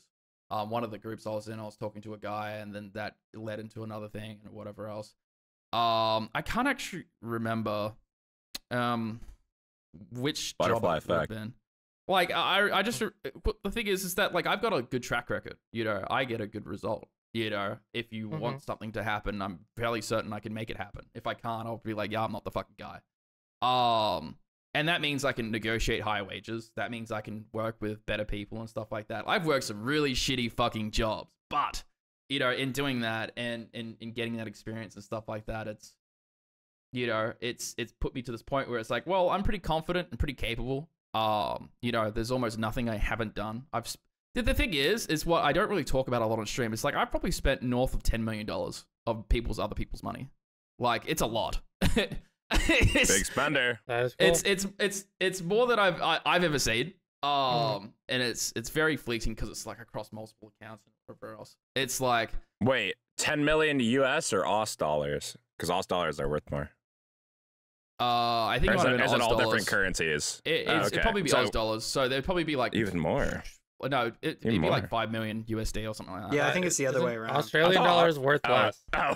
Yeah, Okay, United my States bad. dollars is like the reserve currency of the world. You guys have the best dollar. That's why I like getting paid in USD. Okay, Give me the can I be- goods. I'm Canadian, so every time I get paid from Twitch, it's in USD, so it's like 1.5x whatever my payout is, which is like, Oh, yeah, dude. I'm looking at my payout. I'm looking at the conversion thing. I'm like, how much is this? Okay, bash. And almost all of it's ad rev, dude. Like, yeah.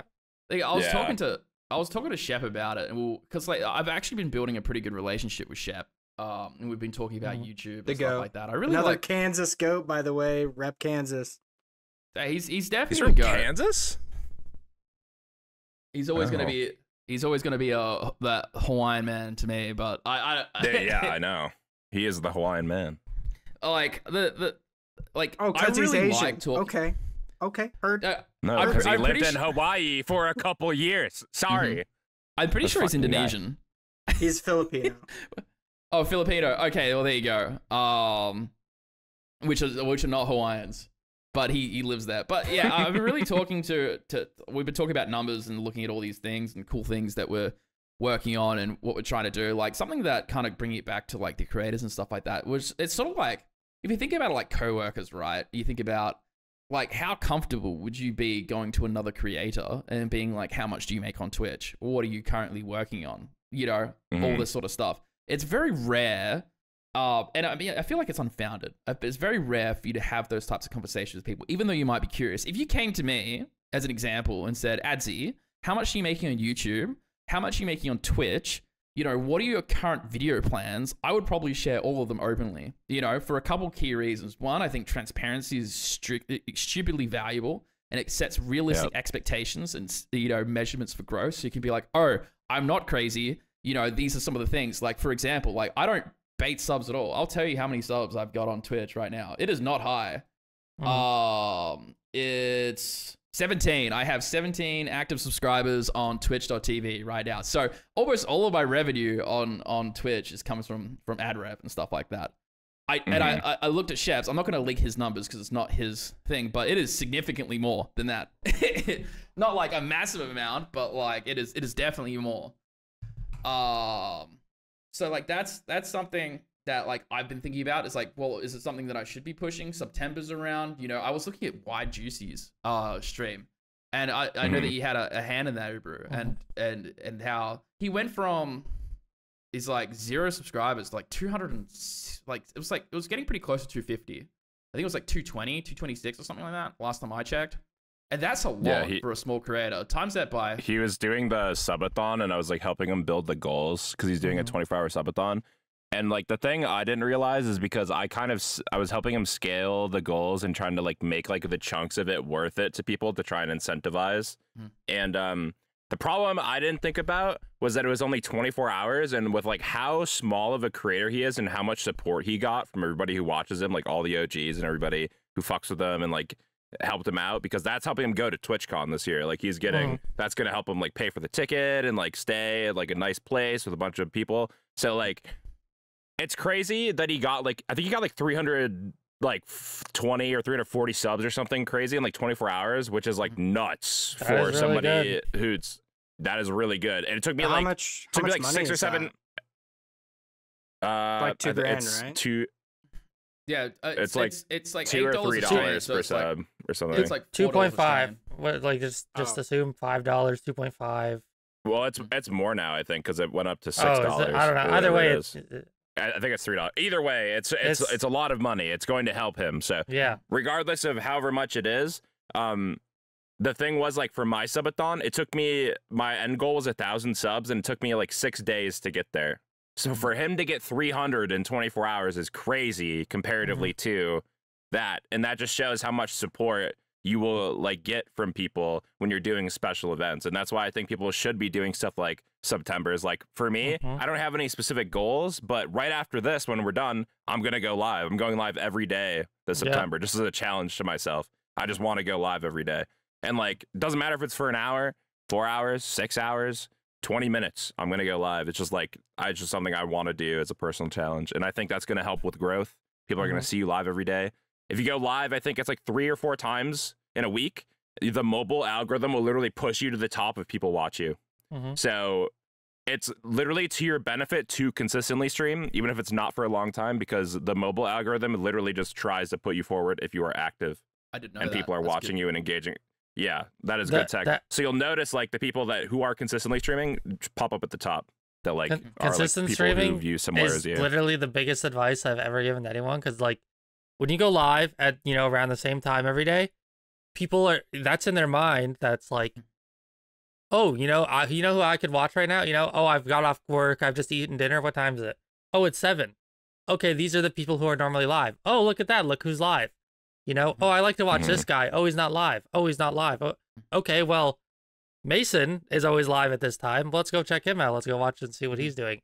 Now I'm in I'm in their regular routine of I finished work. I've just ate. Who's doing the what? It's so continual same time. It's interesting that you say that, because that was one of the big things when I was talking to Flea when I was first starting up. Is like you become part of someone's routine. Like you, and I mean like sometimes people's routines changed. I mean I can't even think about how many people have come and gone from like the Adsy live stream, right? Because like it's so hard to you see a name and it's like, oh, fuck, I remember you, like where you've been in my life, and they'll be like, oh well, sometimes I'm not engaging with this or whatever else, blah blah blah. And it's one of the biggest pieces of advice anyone can do, is just being extremely consistent. The problem is that how long can you be consistent for if you're going to set a schedule? I'm going to go live every single day at a set amount of time, right? Like, I love Wavy. I think he's great, but he's going live every single day at the same time for a good chunk of time, right? He's taking it really seriously. I think it's really good. But how sustainable is that long term? Is it just until he gets his scythe, or is he going to try and do it? Because I did it pretty much straight for a year. All he's been doing is Tob, right? He goes live, he does Tob. He goes live, he does Tob. He goes live, he does Tob.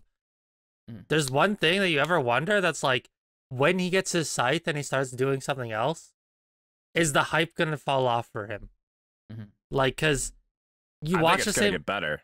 You think so? I don't. It's a toss up, right? He's only going to 2,000 to get it. If he gets it, he gets it before that. If he doesn't, he's done, and then he's just like gonna do other content. That's what he said.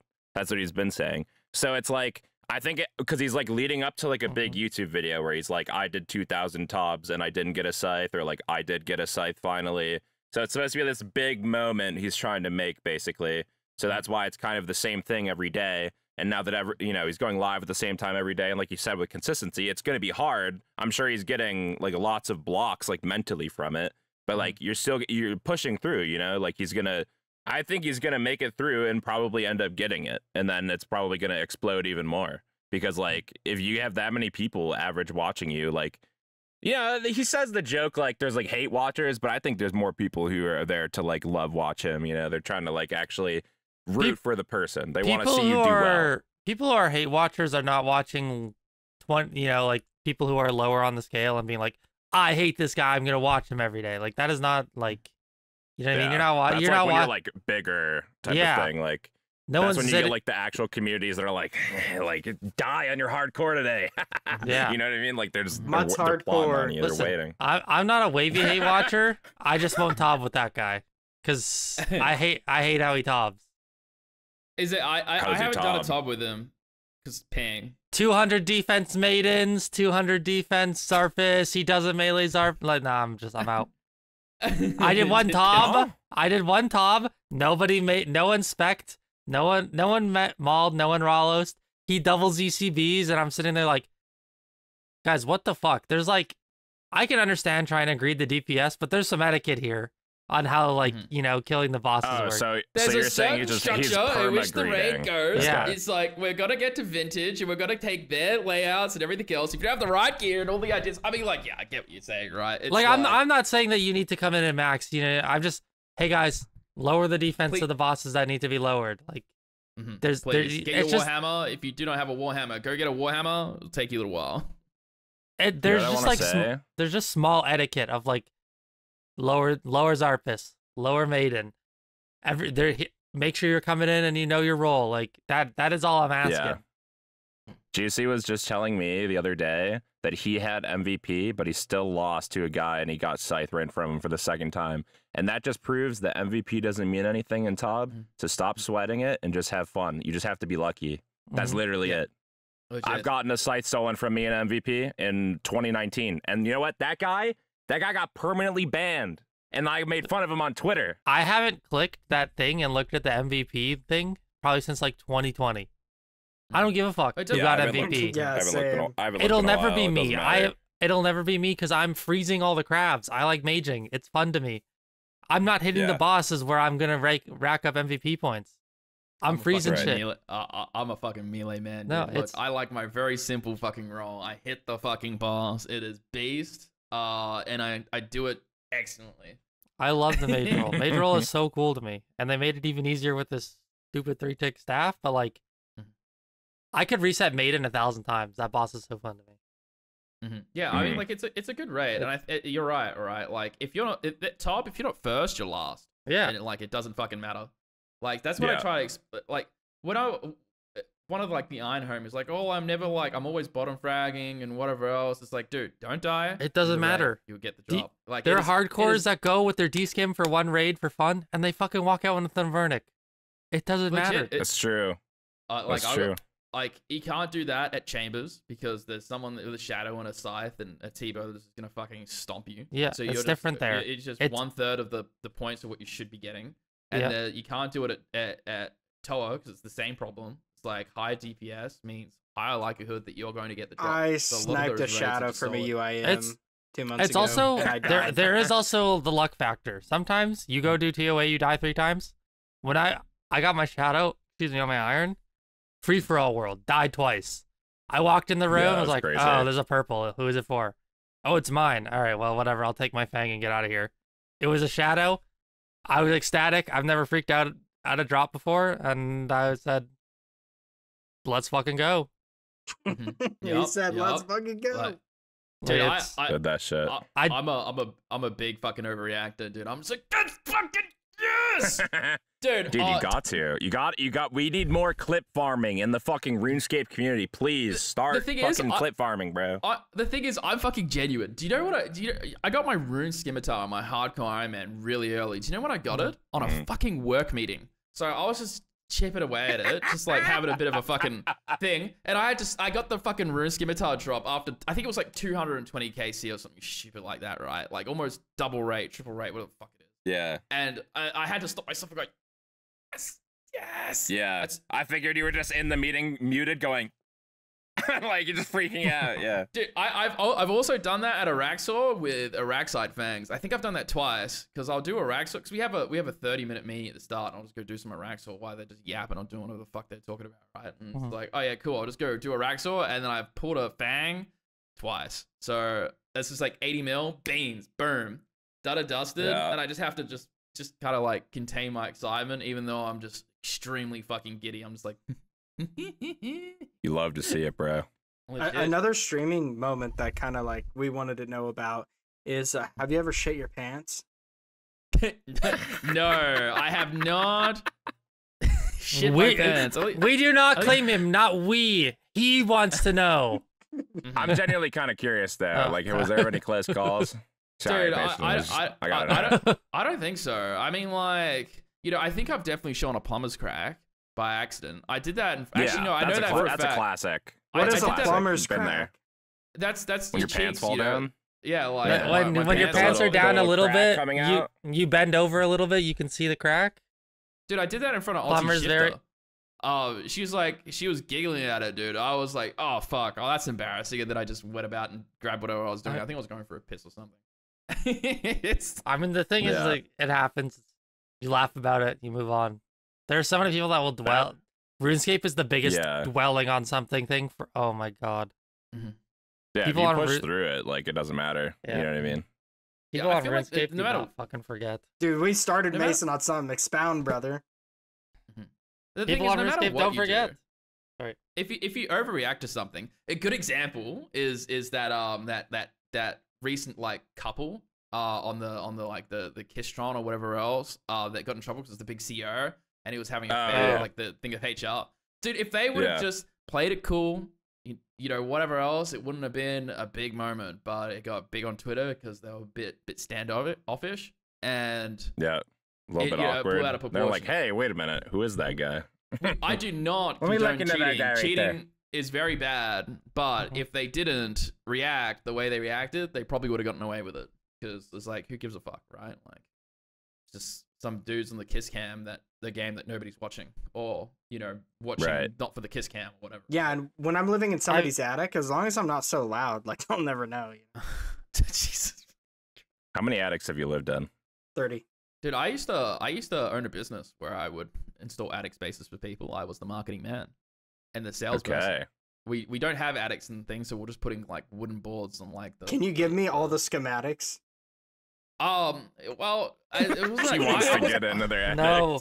Look, No. I operated the drop store from time to time, but I was not climbing in the roof. It was hot in there. Yeah. It fucking sucks. Yeah. I was gonna say it's good that you were the marketing guy because you were not fucking sitting up there and I don't know how to do the conversion, whatever, Sometimes- 400 Celsius, whatever it is. It was fucking hot. Think Australian summer in the tin roof. Like fuck off, man. Like that shit. Oh yeah, sucked. everything's tin over there. I forget. It's different. Dude, I was the dog in the hot car, except the car was the roof, and I was the dog. I know I already said that, but I'm doubling down. And then the dog, you were the, and the dog, you were the, and then you took your crew to Outback Steakhouse. Dude, there's not actually that many Outback Steakhouses in Australia. Although, Sorry, that was pretty funny. dude, the other American thing joke. is, you know what's actually really tasty? Kangaroo. Kangaroo is fucking delicious. What does it taste like? Like, Do you just fucking, be eating it? if you cook it correctly, it is the best meat you've ever tasted. Is it Guaranteed. steaky or is it like It's porky? It's more gamey. Is it like? Well, Is it? It's It's gamey. Yeah, like venison or something like big that. game. I've never had hunter. venison. Oh, sorry. I don't know how to compare it. I Yeah, guess it's probably the same. Yeah, if it's not like gamey. steak, but it's fucking delicious. It has to be a bit bloody, but like it's good. If you overcook it, it tastes like shit. So like there's a very it's like a fine art to it, right? I didn't know you guys ate Okay. kangaroo. I thought that was like a not stereotype. not many of us. You know, when I was trying to convince my girlfriend to eat it, she was a bit standoffish. So I said, "Don't worry, Skippy doesn't mind." You know. Wait, is It's gonna be kangaroo fine. jack? Just don't let any like SPCA people, see that stuff or whatever. Is and then Kangaroo you'll get Jack like canceled. a national hero for you guys? Like we have George It's Washington, for example. Do you guys it's- have Kangaroo Jack? It's not talked about nearly as enough as I think it should be. Well, no, I'm joking. That was a good movie though. The That's a good thing movie. is, it's like, I think we've all seen like all the Australian stereotype, depictions on cinema and TV shows and stuff like that. And we look at it and be like, that's a bit ridiculous, and then we move on. But I mean, like, it wasn't actually that far long ago where a lot of us did, talk like Australians, like how you picture us talking, right? Like, you only have to go back like 80 years, 50 years, to sort of experience that, because Australia is not an old country. I mean, like, we were formed properly in 1901. Where we actually had like a constitution, and it was like 1888 when we came here or something. I don't fucking know if that's true. It's probably not. But we're not an old country, So we've had like a big, like, we are very Americanized as a people because we consume American television. And, we've got Maccas everywhere and shit like that, so we consume American food. And because we're quite multicultural, like the big thing about Australia is that, like, the original landowners are the Aboriginal people. And then you've got like all the convicts coming over from England. And then there was also the 10-pound poms, which was like a derogatory term for people from the UK starting a new life in Australia, and they were paid X amount of money or something like that. It was like their tickets were like £10 or something like that. So And like, isn't there a lot of Southeast Asian people who immigrated to Australia too? Yep, Southeast Asian, a lot of Indian people have come to Australia, a lot of like American people, Zealand people, everyone from all over. So like, we're very multicultural. So it's very hard to pin down. Like, you would know what an American culture would look like. You would know what an Indian culture would look like. You know what an Asian culture would look like. But in Australia, it's a bit different. It's a bit of everyone, really. So like, I think that's it's like we don't really have a national identity. So like the nationalists, there's like nothing to like. It's hard to want to die for the flag, right? 'Cause it's like, who gives a fuck? but at the same time, it's kind of like a good thing because you get a bit of everything, right? It's pretty good. I probably wouldn't have it any other way. Absolutely. There's nothing to really. But I am your ethnic enrichment Okay, facilitator why- here. I No, love other cultures genuinely. Like, it is. I think people are He why does. I live. I literally live for people. I love anthropology. I love learning about other people. Love learning about religion specifically and other things. Like, there's so much to glean from everybody anywhere, and I love the cultural melting pot that where I live kind of is. Everywhere else around where I live is kind of like podunk, white people who drink Mountain Dew and chewing tobacco and whatnot, but generally around rednecks, yes, rednecks. But generally where I live is like there's a lot of different cultures, and like, honestly, that's been so cool in the RuneScape community. You never know who's behind that computer. But the 90s, That's true. if they're a Grandmaster, they're 90% chance they're Finnish, I guess, for some reason. Why are all the Finnish people so good at the game? Where did that come from? It's just like so randomly. Finnish people They're are just from like like the best. they're like from Nordic countries. Or something. I actually have Crazy. good data on this. I have good data on this. The reason is it's fucking cold outside, so they stay inside in like insulated houses with the fucking heater on and play RuneScape. Finnish, Dutch, the Netherlands, like all those Nordic countries are. Man, dude, I hang out Estonia. with a lot of those Yeah. naughty guys, dude. They're good people, But yeah, you stay inside. It's fucking cold outside. It's the same reason why I stay inside in summer. It's fucking hot. I mean, look at me, man. like I would just turn into a lobster. I'm with you, brother. I'm with you. Yeah. Hey, I do not like the outside. I don't. It's fare my well. lighting. I'm really actually very tan. It's just my lighting. Yeah, I am not. I dude, see, you can see I'm kind of tanning from the computer screen as we speak. I'm getting a little bit of that as well. Okay, Let me I get in really there. want to know. Have you ever seen a ghost? A ghost. I had a dream once where I saw a ghost, but I don't think that counts. It was No, very, that- very weird. I'm not gonna I don't count think that. it does. I'm not gonna count that. Unlucky.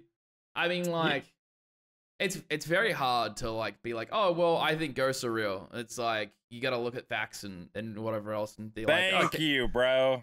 Thank you. Where's This the fun in guy that? always.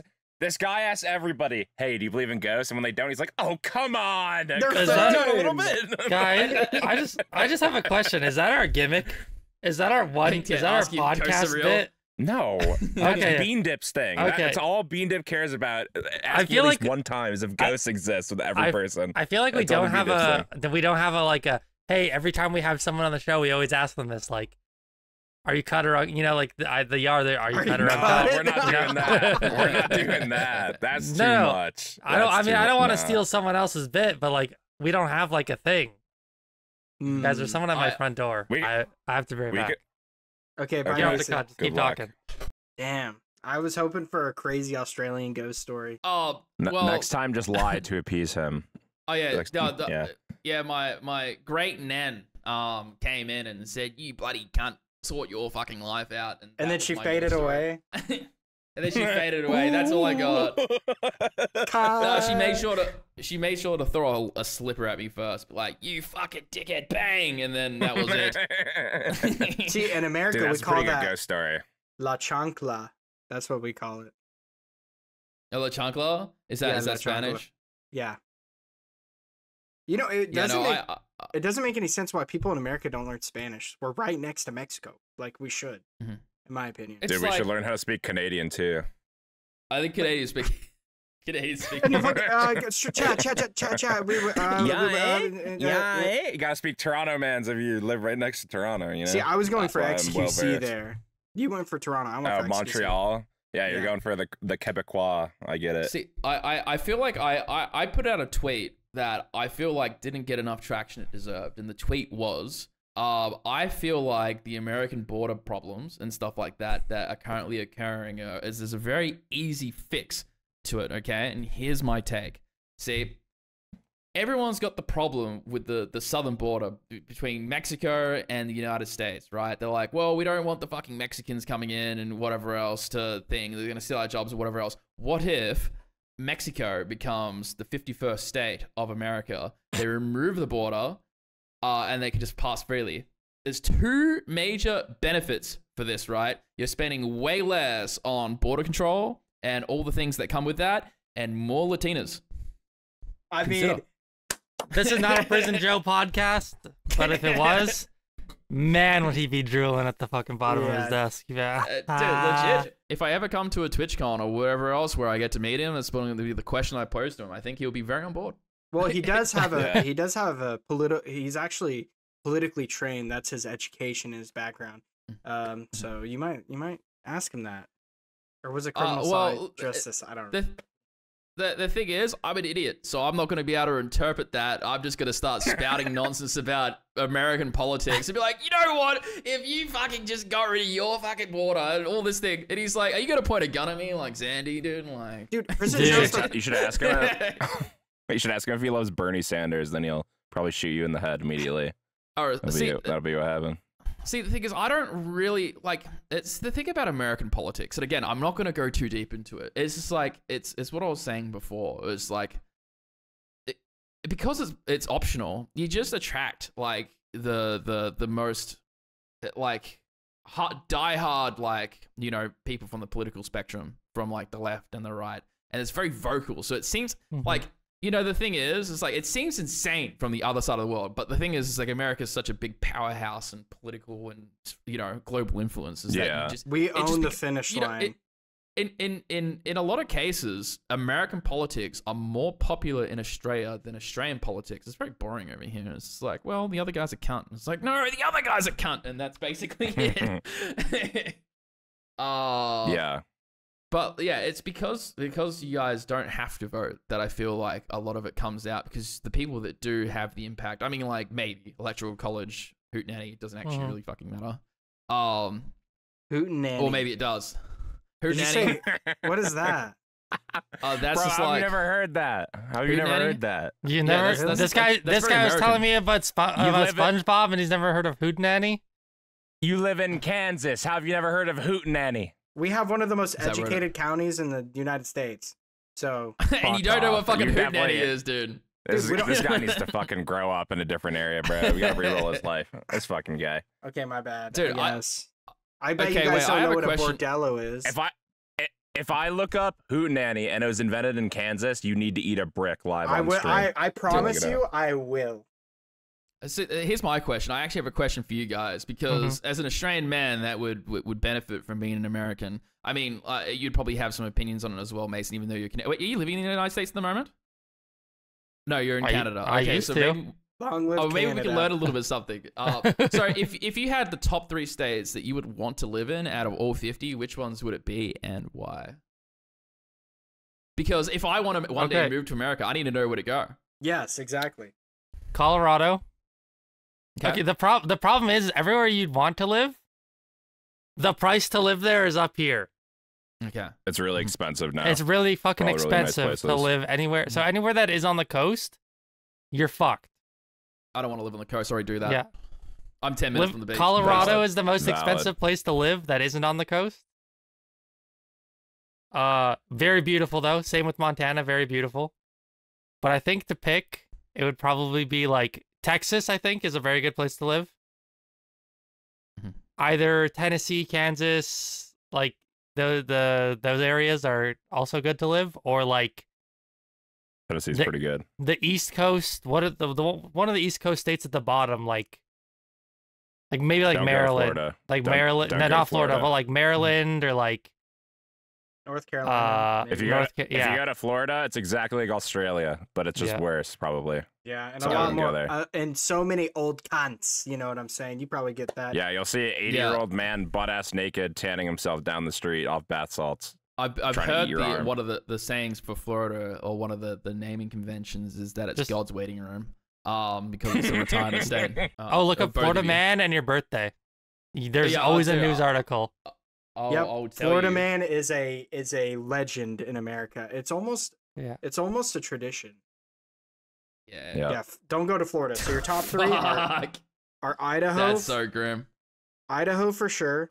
Kansas. I'm telling you, Kansas is cheap and it's great. And then 3, New Mexico.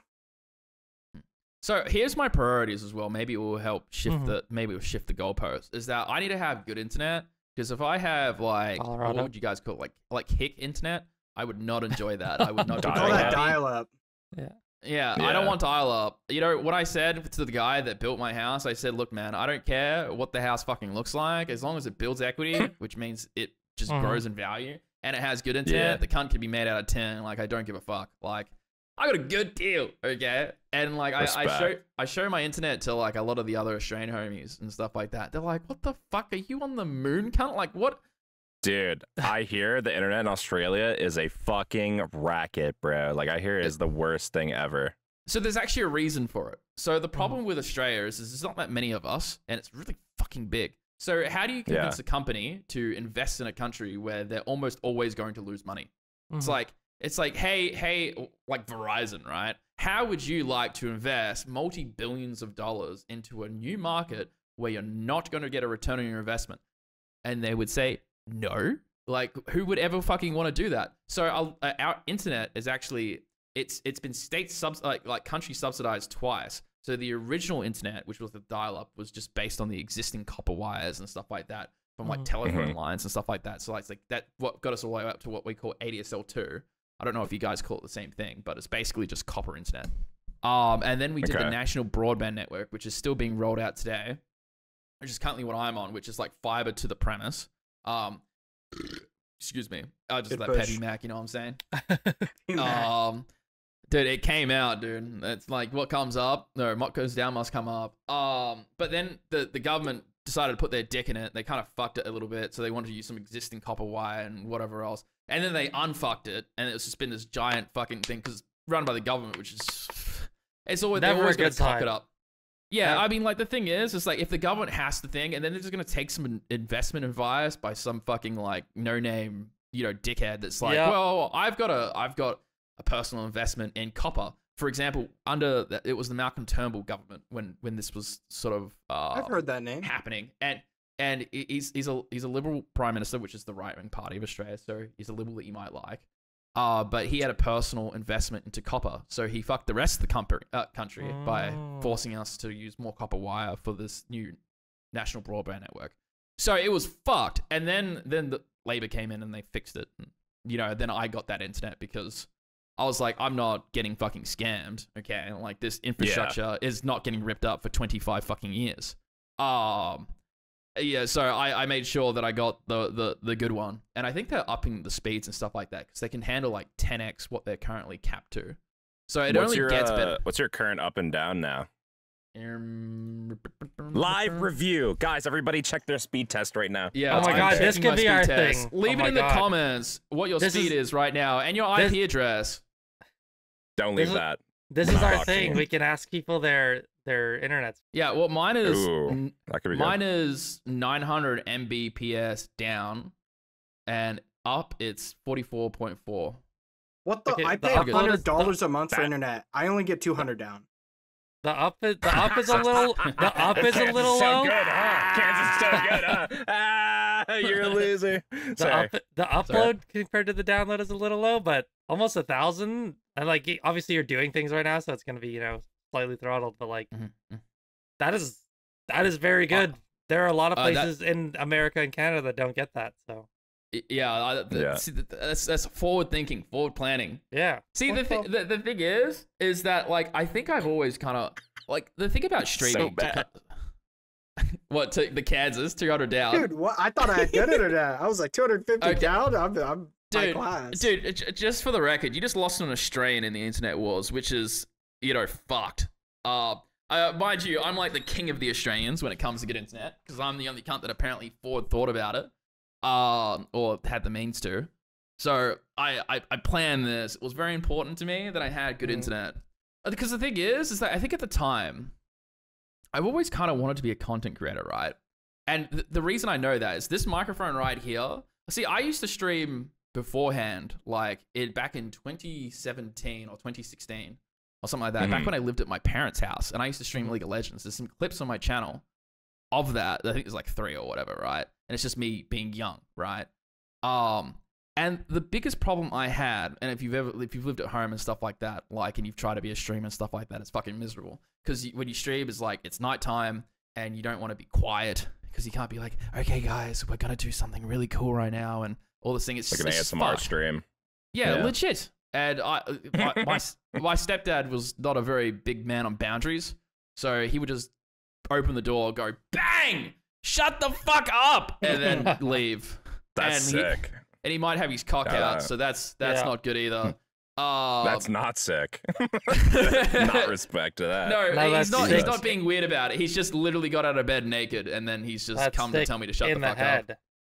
Yeah. So I knew that like it was just never going to happen if I ever lived at home. So I've kind of always, I think I've always sort of wanted to gear my life towards something like this where I could do it and not worry about it, right? Like it's just me and my partner. And I mean, it's a bit early in the morning, you know, she might be hearing me right now and stuff like that, which is one of the reasons why I don't stream in the American time zone, even though I think it would be better for me, but me screaming at 1 o'clock in the morning, which would be 1 p.m. EST, which is pretty normal for the United States, right? So like that would be like, oh yeah, cool, well I'll jump at this time swing, but then I have to dull myself down. So I mean, unless she gets like a noise-proof room, dude, like that's probably not gonna happen. Yeah. So that would be hard. I mean, you could do it, but it would just be like, dude, and then you get like that like tacky foam on the wall, and then you get the guy with the foam in the background. You're like, I'm not taking it serious, guys. But then it's like you got a whole foam fucking studio. It's I hate those foam panels. They look so. They just don't look good. They're a little tacky, but they really do. No, I mean obviously they like more treatable. They do that. They do what they do, but go on. Another Peppy Fucking Max. respect. Get Dude, that I up, was- yeah. Cheers. Good Good old Max. Yeah. Bang! I I'm mean, trying free. not to fuck up my lens. Bang!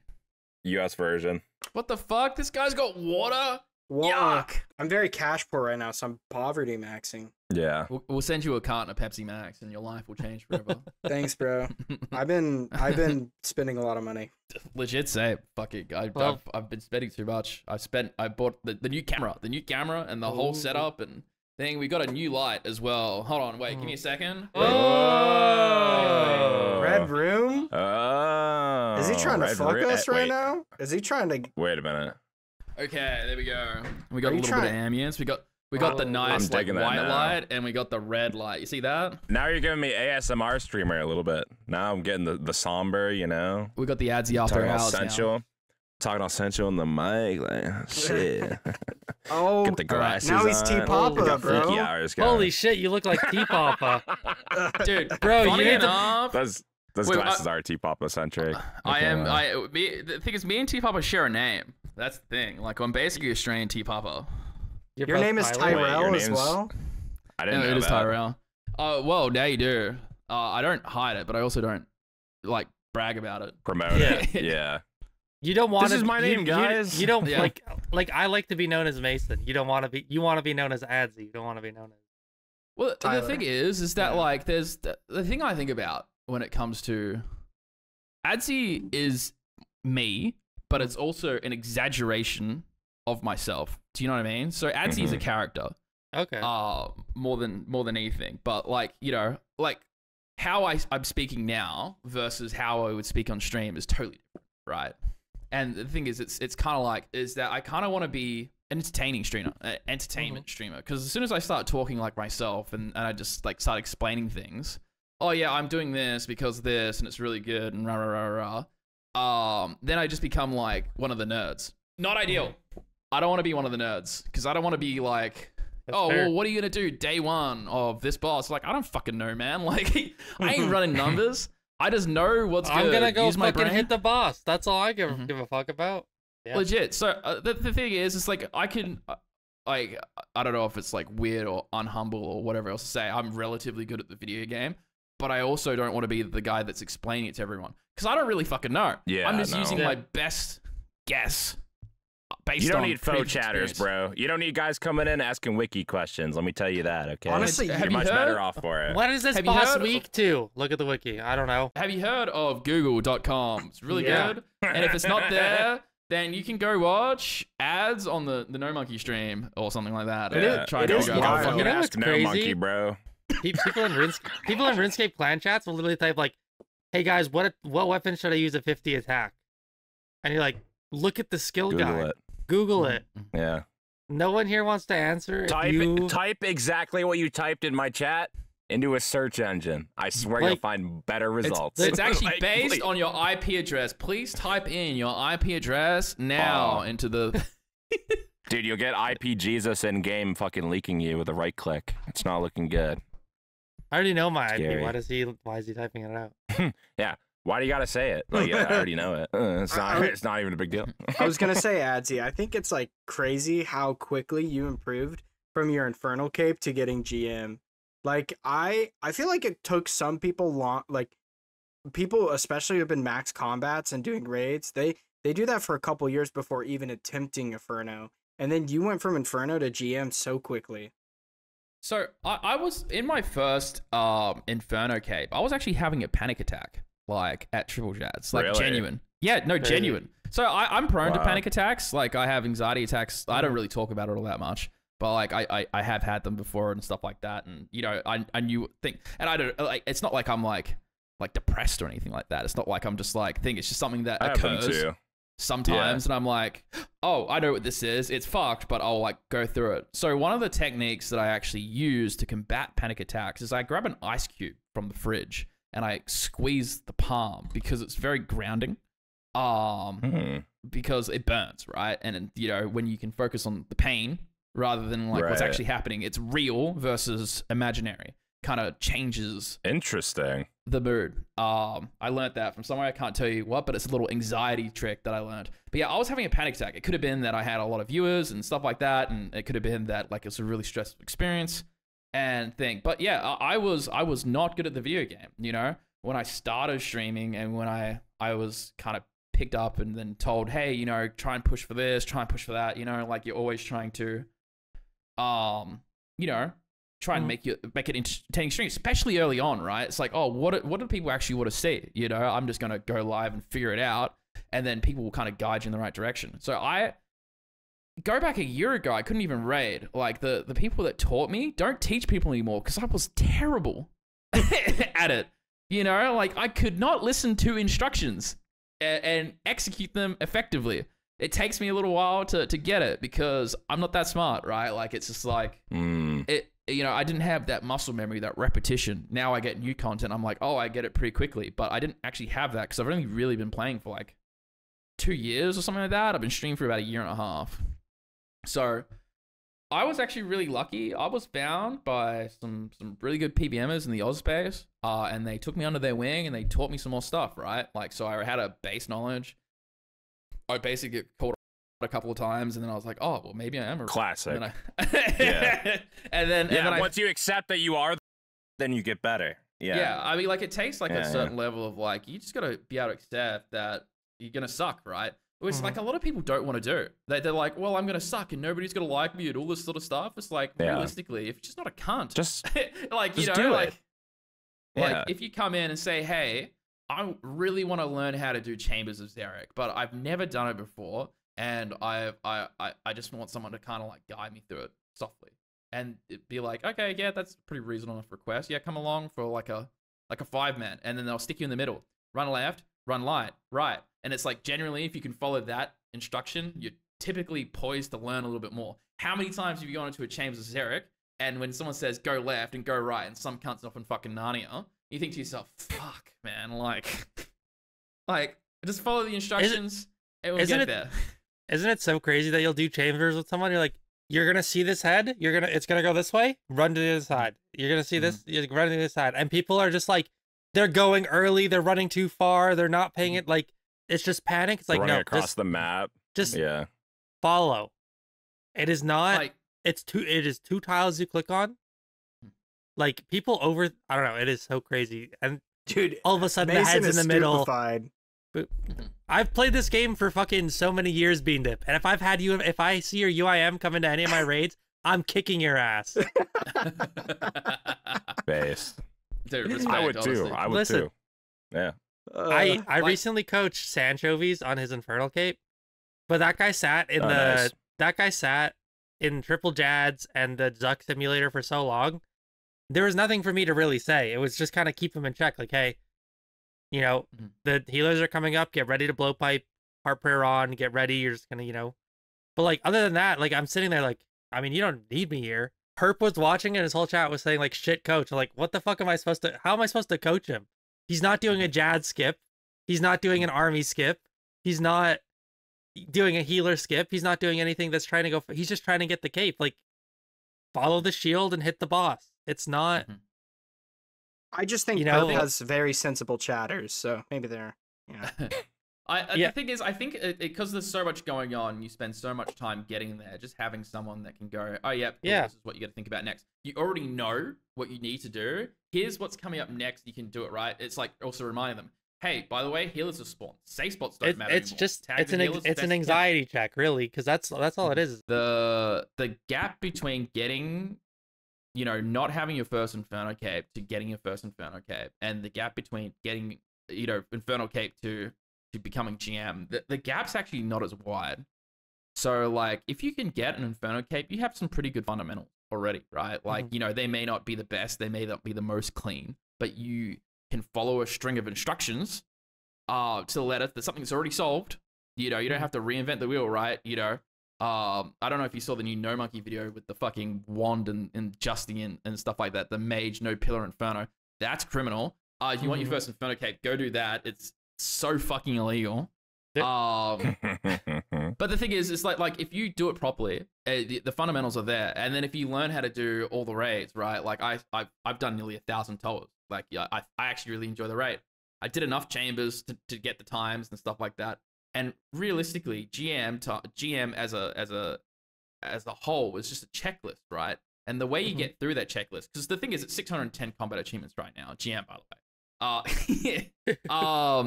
Yeah, it's 610, and it's so big and so insurmountable. But the thing is it's just like anything. You section it off. You do it right. There's a lot of different tactics that I use. I can use the wiki and search by percentage of what people's CAs they've done, and I can be like, well, 25% of people have got the CA and I don't. Must be pretty easy. I'll go and do it. And then it'll be like, oh, well, I want to go do Musper. I might as well go try and get some CAs done. And then you try and do the speed time and you're there for 4 fucking hours, but you get it done.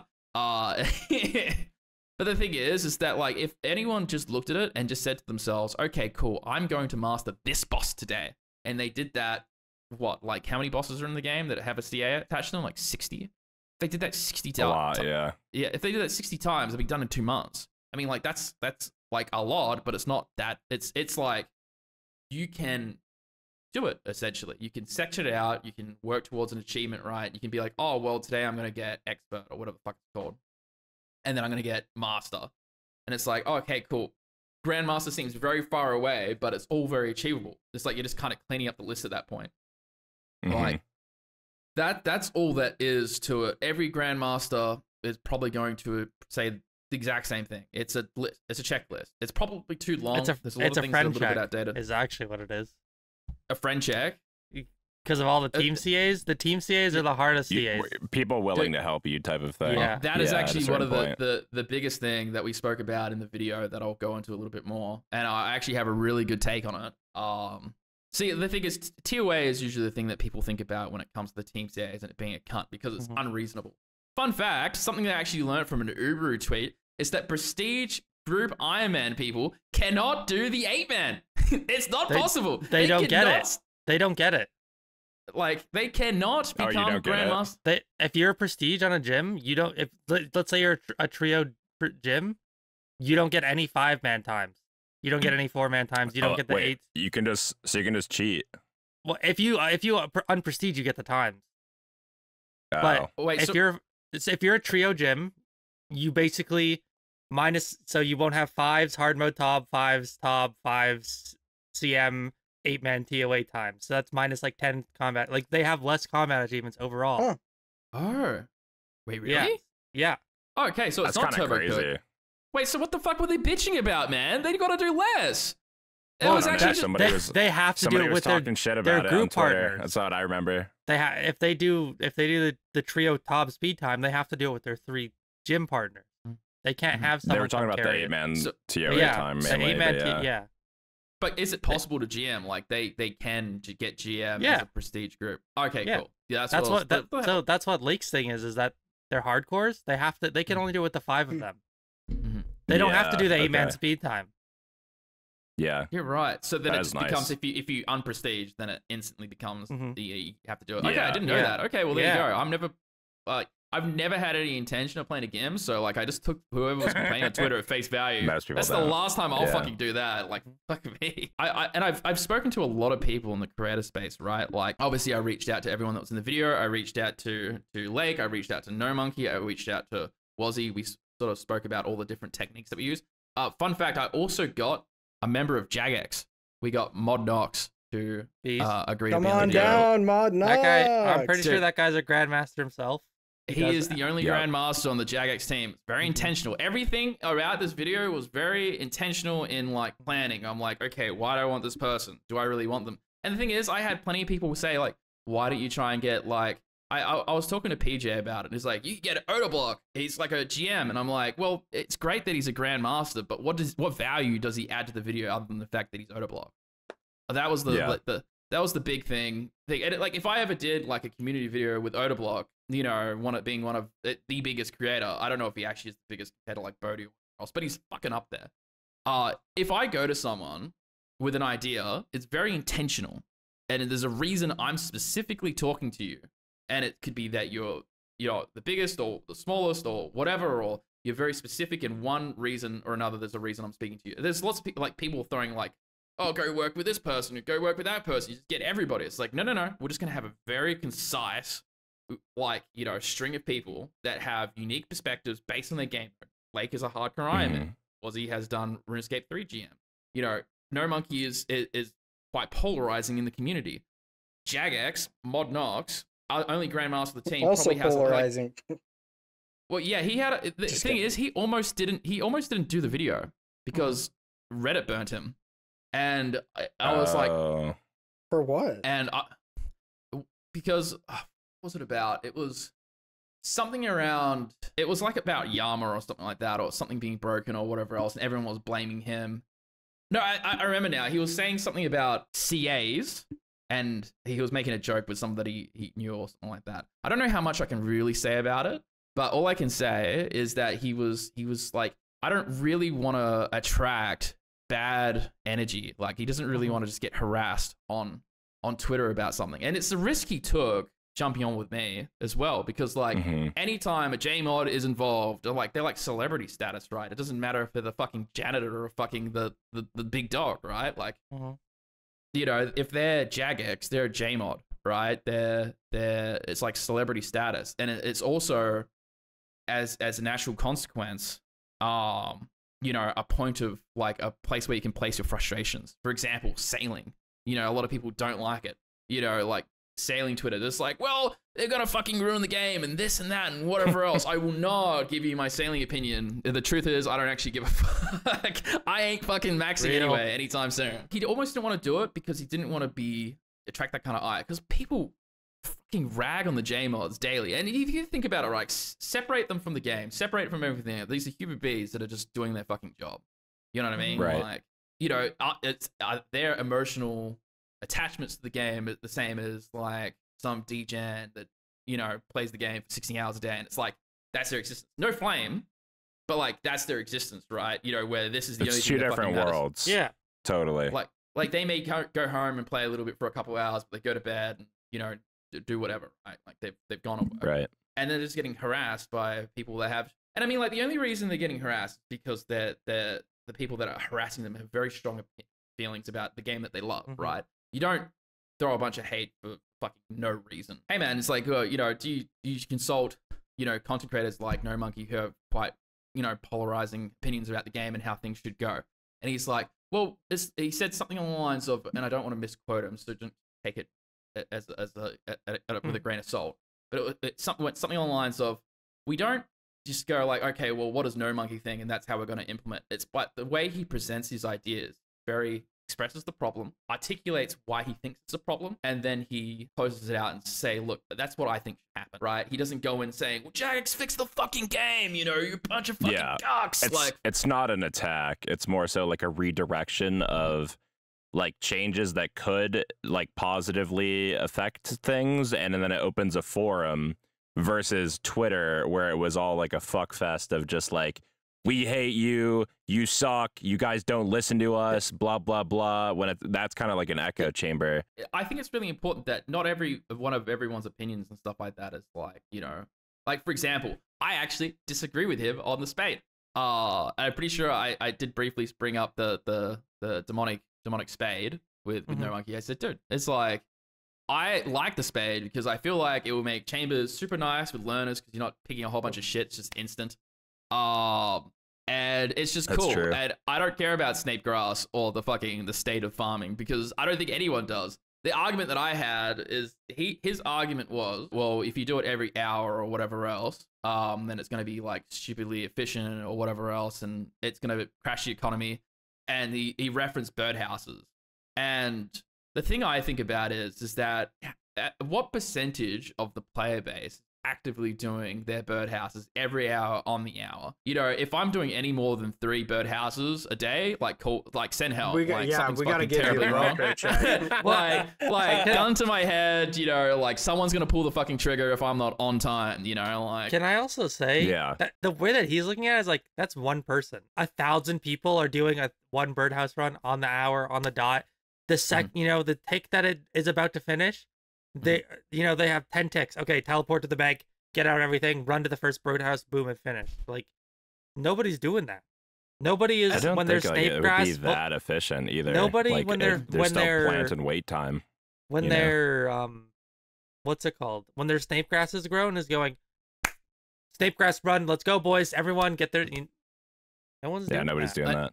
And The only person is like a brand new like Iron Man who's even gonna do that, and that's such a small. That's because they need the snape low-level grass in thing. the moment. They're like, like they need the snape grass to make prayer pots, and then Right, and then you have to do the end game content to even get the thing that's for like low game people. So it's like it's already like a marginalized amount that could even receive the item type of thing, unless it's like you're on a GIM or something and it's like given to you or something. That's the only thing I could think of it like at extremely low level. Like the thing is, he does bring up a good point. There's one argument that I can't refute is that because he comes from RuneScape 3, right? And like there's dailies, weeklies, monthlies, and there's like this big list of chores that come with RuneScape 3, right? And sure, there's birdhouse runs, and then there's like the spade runs or whatever else, whatever you want to call it, right? And it in a vacuum, it's not that bad, right? But scale it up, you've got 100 different fucking things that do the same thing, and it's like, fuck, I'm logging on, and before I even play the game, I'm doing 2 hours worth of chores. I can see his rationale, and I know why he's doing that. I still think, like, my only problem is that the spade was probably the coolest thing Jagex ever proposed that does not do damage or give you damage or whatever else. We don't get it. There's no things from bosses that are just something else, like right? Like it's like the only thing I can think about is bottomless compost bucket from Hespori, but that's probably about it. Another farming instrument that made farming less shit. Believe it or not. think about the horn. If we didn't have that today, guys. The horn is such a cool item. How many people use the horn at places? I mean, there's very few scenarios. Like it's a very niche item. It is not as cool as the initial like thought, where the spade is applicable for any player who plays the game. There will probably be less than 100 people that are actively doing this method where it's like massive, right? The going back to the horn as well. It's like there's very few. You use it at Yama. There's a few niche scenarios you can use it at TOA to guarantee Warhammer specs that are more effective than a BGS or a Bone Dagger. But it requires you being a duo, obviously, and things of that nature. And it's a little bit weird, a little bit finicky, very niche and fringe. Outside of that, there was the thing where it was helping people start a 3-tick cycle, which, like Sata, going off about the fucking gnome cube again. Gnome cube. Gnome cube. I actually like the gnome cube, but dude, I you know what? I was getting really excited for my Iron Man because I was like, oh, I'll get the fucking rag from Yama's thing. And I found out, someone said, well, it only works out. I'm like, fuck, man, like, what a fucked up day. There's one more guy. So I wanted to bring on someone from Jagex, and I wanted that Jagex person to be a Grandmaster because I felt like it'd be, although he's not the only person on the team that works on this stuff, right? I feel like it would be the most, like, it was the most understandable from like a perspective. I'm sure if I got Mod Goblin, I would get just as good as an experience, or another J mod, right? That I don't know too many of the J mods, but I know those two. So that's I don't actually speak to Goblin, just for the record, but I know of him is, I guess, the better way to put it.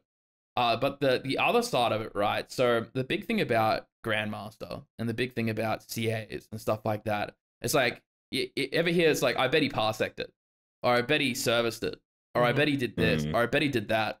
I think it was like I was talking about before on when I was on the Behe video for when I got Grandmaster, I had these sunnies on, and I said, and I read one of the comments, and they were just like, he definitely didn't do all the CAs himself, like he's fucking thing.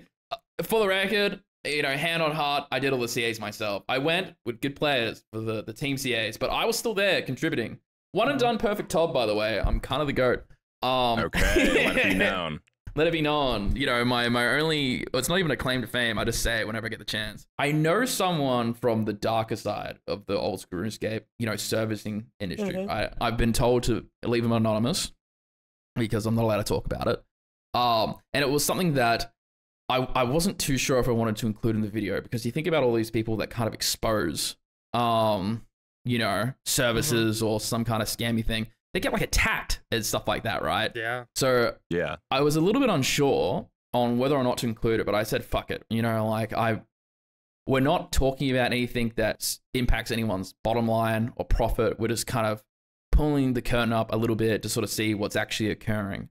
So I spoke to an ex-service owner, someone that's, doing real trades, someone that's doing services, logins, and stuff like that, to kind of get an idea to see if there's any way to stop that or to curve it, or thoughts on it and how it exists. And we had a really good conversation about not just RuneScape, but like all the other communities, like buying WoW Gold or Final Fantasy fucking currency or thing. If there's, or Diablo, if there is a game where there is a currency that can be traded or whatever else, there's probably going to be a price for it. Of course. Or like if there's like, think about Blorva, right? One of the things I talked about Nox with is he said it was just a really cool idea that they came up with one day that they wanted to give us a reward for doing something extremely hard. But on the other side of that coin is the people that are like, well, I have to have the coolest armor. Otherwise, my self-worth is gone. But I'm not actually going to go do it myself. I'm going to go pay someone else to do it. So that way I can just look cool, right?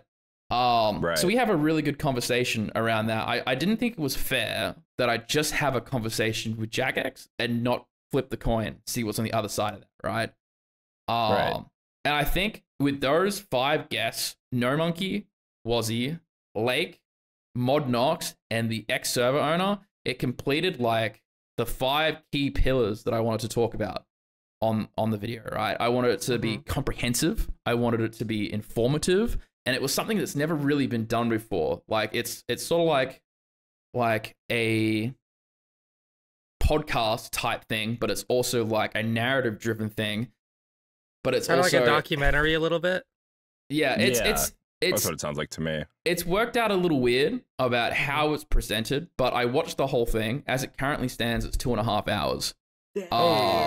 Wow. I'm very looking forward to this.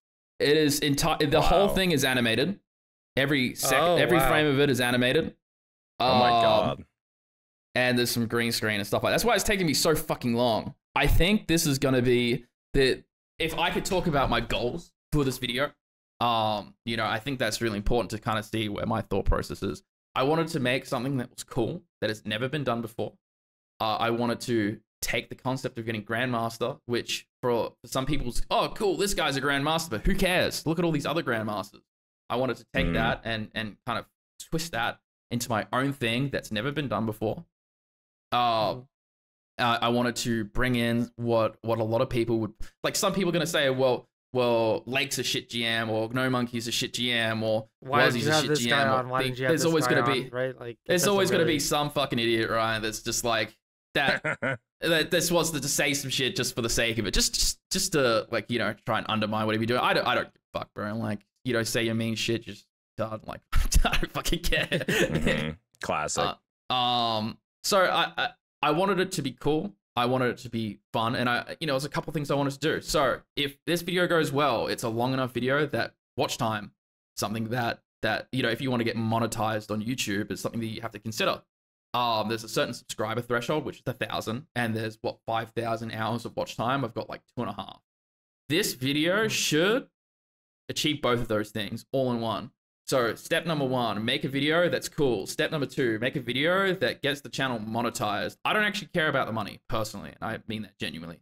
But if we can make the channel self-sustaining, that I can employ an editor pretty much as full-time as possible and get it to the point where he gets a rev share of that, and it's good, sustainable. It doesn't mean it has to be his full-time gig. Right. But it's just something that's worth his time. Not incentivizes the editor to like make the work that you're trying to present. Because right now I don't feel like I'm paying him enough, and I want to pay him a shitload more. But it doesn't make sense from a creator standpoint if he said, well, it's going to be like $250 a video or something like that, right? So, and it takes 2 weeks to produce a video, and you're going to do those back to back to back. It's like, okay, cool. I'm spending $500 a month, and maybe I get a couple thousand views. And if I do that 50 times, I should be able to get to the point where it's monetized. So if I spent $250 on 50 videos, that means that I have spent 2,500 times 5, $7.5 thousand. $7,500 to get to the point where the channel's monetized. It doesn't even mean you make any money, right? So I don't pay him that much. But I pay him a reasonable amount for my level of growth and stuff like that. And we're both gambling, right? I'm paying the money up front. Yeah. And he's hoping that the channel, and he's that I do well enough that he can get a good percentage out of it. And I want him to have that because he deserves it and he works very hard. There's also things I want to do with him inside of business and stuff like that. Like it'd be a really good business idea to get him and maybe some other editors together to service the business world for business. Because one of the main problems we have in marketing is that clients don't know how to record videos and stuff like that. It's a struggle, but video marketing is fantastic. So how do we bridge that gap? The only problem that I have with getting that business model off the ground is that how the fuck do we afford all the video editors to make it sustainable at the level that it needs to be at, right? So there's ways.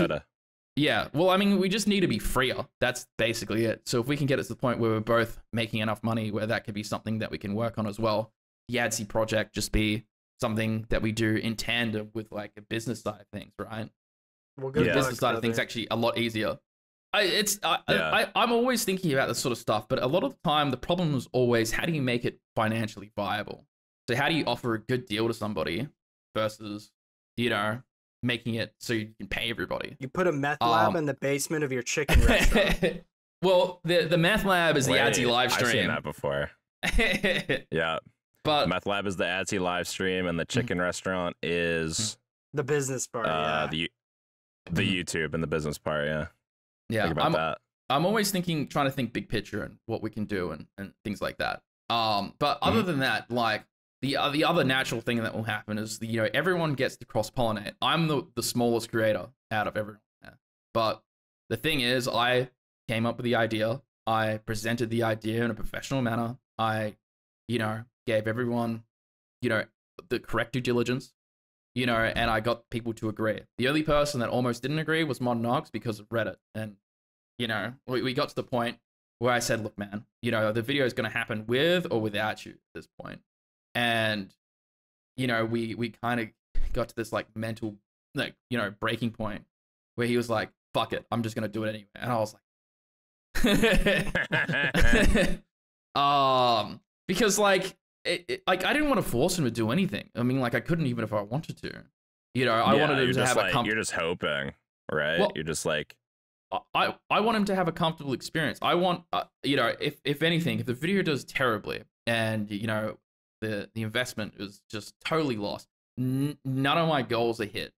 At the very least, I can say that everyone that came on and did this had a great experience and they would recommend do it with other people. If that is the absolute baseline, that we hit and we get nothing more out of it, then like it being a testament to what it's like to work with Adsy is really important to me. Like, imagine I come onto the Terminal Line podcast and you're like, sup cunt, you suck, whatever else, this, that, and thing. And it's just a really terrible experience overall. You'd be like, fuck, man. Yeah, it's like suck.